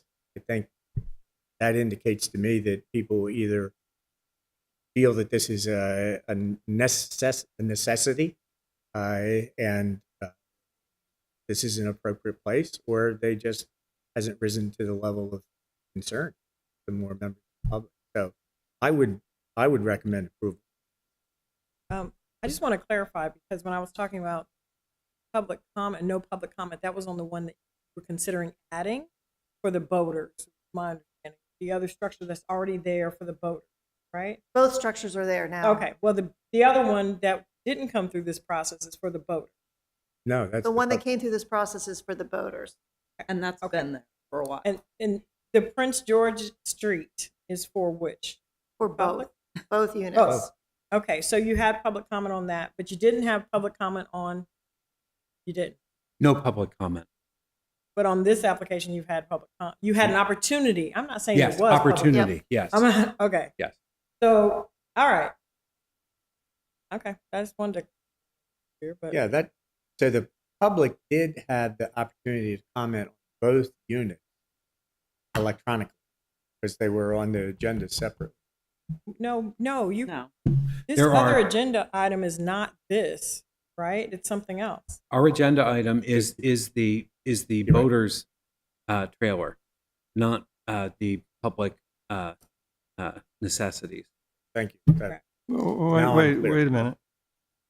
Right. Oh, I'm looking- Agenda item 7 is something The request is No, but I'm looking at and 6, and it says portable trailers for restrooms, showers for the public on Prince George Street and sidewalk. Yes. It does says say Am I public. missing that? Misreading that? Now that you've pointed it out, it does say public. Yes, it does. Mhm. But there's not a staff report on that was available. Or if it was. Well, there was no public comment. It was there during the public comment period, but not for all of it. So I don't know if the public looked at the sign, which was visible, and thought, okay, is this for both of these or a single unit? Because they're literally 40 feet apart. The other thing is, this is an ATF. After the fact, this unit is in place. They're both there. So I would say a mitigating factor. They're there. So the question is there a better place? Is there a better location? And I would say that in terms of the view and the interruption of the view, this is actually well placed. I can't imagine any place that would be ideal. And I can imagine a lot of places that would be worse. It's unfortunate that we'll be living with these things. But I think, or at least the eternal optimist here, because I have to be in this job, that this project is going to move forward, with great purpose very soon. Mhm. Shake your head vigorously. Yes, yes, yes. Because we have every incentive to get the Harbor Masters building rebuilt as soon as possible, and the visitor center, the welcome center as well. And there is going to continue to be a great need for visitors in the area to have a public restroom, including from the charter dock. Our docks will not be affected as far as people being able to stay on the docks. The charter dock will still be operating with Watermark and everybody else there. So the buses will continue to drop off people, and they'll need restrooms, more than just the porta potties. I think that we've touched on all the issues that I can imagine are relevant, and we've clearly made our opinions known. So I think we should act. So are we acting on 6 or 7 or 6 and 7 together? 6. 7 is a separate Seven, application. There are Okay. other Which- people Seven who is want to something speak. else. Which these wonderful people have patiently waited for. Oh, I'm sorry, but just to clarify once again, item number 6, HBC 2025-00133 is for the public portable, what do you call them now, porta-john? Restroom. correct? Yes, that's one Restroom. term. Facilities. Yeah. Okay, So okay, I heard you. So this is for the public one, that's what's on here. There's also one that is for the boaters. The one for the boaters is on the agenda. Oh, the one for the boaters, but it says The one for public. the boaters is number 7. Yeah, it does say for No. the public. The At least how this is listen, the one for the boaters is not number 7, right? no, it's not. Okay, It says number it 7 is. has nothing No, to do has- with porta johns. Number 6, there are 2 porta johns, but only one is on the agenda. They're both already there, but one is on the agenda. I'm not clear because it says, Public. did I see public? I saw public, Oh, but that you're shouldn't right. be there. No, Because- they're well. Which one's Well, on the agenda? honestly- Public or boaters? Honestly, boaters are the The- public. Yes. Well, just tell me which one is on, so they can know which The one's on Harbor- the agenda. The Harbor Master trailer is the one that's on the agenda Which is for whom? for recreational boaters who are also the public. That's why Okay. that's why it probably says But public. there's another porta potty that's not on the agenda. Right. That's for whom? That's the public restroom. General. Non-boater. So this Non-boater. says public, but it's really for boaters who are also part of the public. I Right. understand. And then the other one is non-boater. Right. The other Okay. one is The other for one's not on non-boaters here. is not on here. Chair was talking about adding it in anyway. Mr. Towers said they're both already there. So just to clarify for the record, it's kind of confusing. Okay. And that's what I'm suggesting we do. And then if there are legal ramifications, that law will have to. I'm just trying to give you jobs.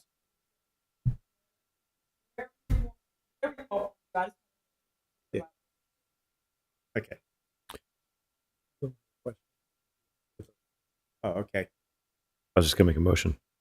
Motion to approve boater and non-boater trailers together tonight. Is there a second to that motion? Well, I question, because of the discussion we just had here, are we doing the non-boater trailer Yes. and trailer together? Okay. That's the motion. I second. I Okay. second the motion. All in favor of the motion on the floor signify by saying aye. Aye. Aye. Opposed? Aye. Motion carries 3-1. Thank you. Okay. I believe your motion was that we consider them both tonight, not that we approve. You Oh, I thought I said the word approve. I'm sure you're right. Okay. Can you just restate your? Motion to approve both boater and non-boater trailers tonight. Second the motion. All in favor of the motion signify by saying aye. Aye. Any opposed? Now the record is clear. Right? Thank Okay. you. Sorry about that. Thank you very much. Thank you. Yes. Ooh. There's All right. another trailer, but it's not a porta potty. It's just like for the visitor center. It's the visitor center trailer.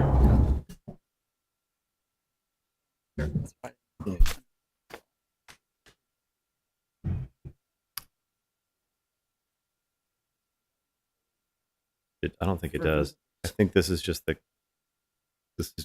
visitor center trailer. Right. This is the Visit Annapolis, Anne Arundel County proposed trailer for the corner of Randall and City Dock. Okay. You know the drill by now. Please raise your right hand. Do you swear that the testimony you're about to present is true to the best of your knowledge? Thank you. Now, please introduce yourselves. Mic is not on. Mike's not on. You'd think I'd get that right by now, right? Kristen Peronis, I'm the CEO for Visit Annapolis in Anne Arundel County, 26 West Street, Annapolis, Maryland. Shannon Harcum, the Chief Operating Officer for Visit Annapolis in Anne Arundel County, 26 West Street, Annapolis, Maryland. Thank you. Floor is yours. All right, we will be very brief. Thank you so much for all you've done tonight. I know it is late, and I think that Jackie and your questions sort of softened the beach for us, right? I hope it's okay that I said that. We had a footprint at City Dock. We no longer have one with the demolition of our booth and the harbor master, and we'd like a temporary trailer to be there. The staff report lays it all out. We have no objection or no amendment to that. We think John did a great job in pulling that together, or whoever did that, and we appreciate that, and we're just here for questions. John, what does your staff report recommend as the location? Well, the proposed location is the corner of Randall and Dock Street. So we had looked at other locations, and there was one possibility, but it's a different situation there. That would require rental of parking space, and this proposed location is on sidewalk. Okay, and so you also, in consultation, you're all in agreement that this is a feasible and appropriate location. Yes. You know, it's certainly, I think, prominent. And to be fair, we want prominent. Excuse me? Can you describe where it is? Randall and Dock Street. Where is the? It's near the dinghy dock. There. Which corner? So it's the part of the flood picture that I used for the staff report that is the least flooded. It maybe only has a foot of water on it. I think at that point that was a 4-foot storm surge. So not 5 feet, that particular picture. That's the corner right at the dock. Yes. Right. Opposite the old Stevens, and then also opposite the market house. This will just move flooded. Yes, it has to be. That's one of the conditions, that it has to be highway ready. Could the bathroom connect? That would be convenient, wouldn't it? So many things I want to say, Get your but I will not. information, use the bathroom. Why would you want to walk down Prince George Street to use the bathroom? Well, the good news is our volunteers that work at the visitor center, this trailer can absolutely direct people to those restrooms and those voter services that you just voted on. Great. You're welcome. Wait, Kristen is really good, isn't she? Yeah. But that is, to be fair, we are a public service. We're good for residents. We give information to residents as well as visitors, and it is really important for us to be visible as opposed to the restrooms. Question from Mr. Real. I just, in the application real quick, I didn't understand. Are we being presented with design options for the wraps? Why the different No. wraps? Great question. We already own an existing mobile trailer, and it Okay. would be that trailer that would move to that location for as long as we're able to, and as Okay. long as conditions allow it. But it says there's a BWI wrap and a Visit Annapolis wrap. They're So different. currently, right now, it's basically a trailer, right? It's Okay. like an RV, and one side of it has Annapolis focus, the other side has BWI focused. Okay, great. Yes, Got it. yes. And we have it, interestingly enough, because of the location that was chosen, we're able to have power there. So we have a TV that can actually update information as we have different events in the city You mean a TV that can be visible from the street? from the actual trailer. No, I mean, It's on you the have to be side of the trailer? inside I didn't know that. No, it'll be on the outside of the Yeah, trailer. that's what I mean. It looks like a food truck to be. So if you think about a food truck, that's exactly what it is. Oh no, you can't say food truck in this room. It is not Such food. bad things We happen. do not sell food. We give information away for free. Yes. Good point. Thank you. I appreciate that. Noted. It's intellectual nutrition. I like the way you think. Yes, we will agree to that. This is the most fun you've had all night, isn't it? John will appreciate the 25 bike ride this morning. You can excuse me. Like. So, do you have anything else? No, I mean, I feel really good about this. It's a great alternative to nothing down at City Dock. So we're really happy with what the city has provided, and we think we provide a great service, and we appreciate your support. Will you be handing out information on where the bathrooms are? We are happy to do so. And in fact, to be fair, that is what we do daily at 26 West Street. Yeah, I stood there. Have you ever stood beside the old mortar one? And if you stand there, you get, they think I work for you. Everybody works for us. You're all terrific ambassadors. My grandfather used to. Oh, yeah? Before you could look stuff up on. I love that. Okay, questions of the applicant? John, did you want to say something more wholesome or? Wholesome. I was a double major, English and right. No, I think this is another feature that is going to be part of the construction phase for the dock, and Visit Annapolis has an important role downtown. People want information, so it's not my favorite placement, but okay. You know, in terms of emergency removal, well, I guess we're just going to find out how quickly you can get it out of there at different times. But one of the conditions is that it be road ready with a license on it, so it can be towed. It's mobile. It's mobile now, and Is it it? will continue to be. Yes. Okay. So you have it registered? Yes. Okay. And a Well. driver for it and everything. Okay. Good. We've taken it to DC, to Philly, all over the place. Oh, Yes. really? No, it's really road ready Oh. and not a food truck. Okay. Well, I think that's of fundamental importance. It is going to affect the appearance, the nature of the view sheds, et cetera, downtown. But it's a necessary evil in order to accomplish the greater good, and the temporary nature and the ease of moving make me support it. Without calling us a necessary evil, please. Pardon? Without calling us a necessary evil, please. Well, let me just clarify that then for the record. I'm not going to retract necessary evil because I think it's so clever. It has served its purpose so well in my experience and is so needed.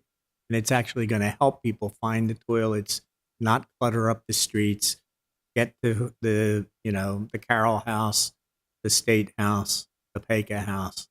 I mean, that's why you're there. That's what's so. That we can agree on entirely. Thank you.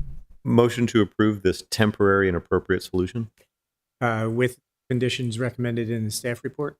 with conditions recommended in the staff report. Is there a second? I'll second that. Any discussion?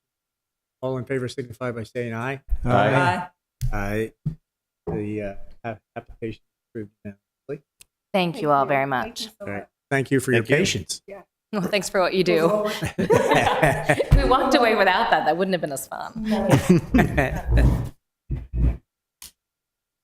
Okay, well. Thank you, you too. Is there any other business? Anything for the good of the order? John, you reached out. I think you were. I think the commission was excellent tonight. You know, thank you for all of your consideration and your careful judgments. I will say that if you read some of the staff reports, some of this was like threading a needle. We literally got approval for 2 Church Circle from the director of public works that he waived the UCOMB study because all of those bollards have some effect on your visibility. And I thought, well, it's negligible, but it's also pretty much SOP to do that. So that's part of the permitting process. We didn't talk about the archaeology of at the bollards. It's a major thing. I mean, major. So we have to be really careful. And talk about the possibility that the bollards might have to be moved depending on what is revealed when the digging occurs. It's significant. But all in all, it was an interesting preparation for these 5. Let me just give you a little background on the 2 that did not make it. 199 Duke of Gloucester Street with the generator. That is the proposed spot at the entrance to St. Anne's Parish House is not considered to have proper clearances for a generator. And I've been trying to encourage a different spot. But we'll see what we get to. But this is the second time that it's come up and been denied, and it was denied in plan review. Second thing, 80 Compromise Street, the structure proposed there has to go through site design review for zoning, and I think we'll see it again. I've already written the staff report. And you can imagine how I might have dealt with PVC material being stretched over aluminum with regard to our guidelines. Anyway, you will see it. Yeah, that's going to be interesting to see. So, Feedback.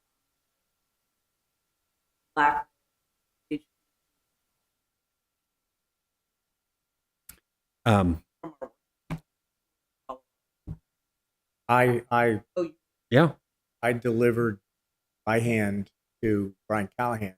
Mayor was on vacation. I have not heard back from the mayor's office. John, have you heard anything from the mayor's office? Nothing. I did hear about the trailers today. Well, I'm going out of town for about a week. Return. Contact the mayor.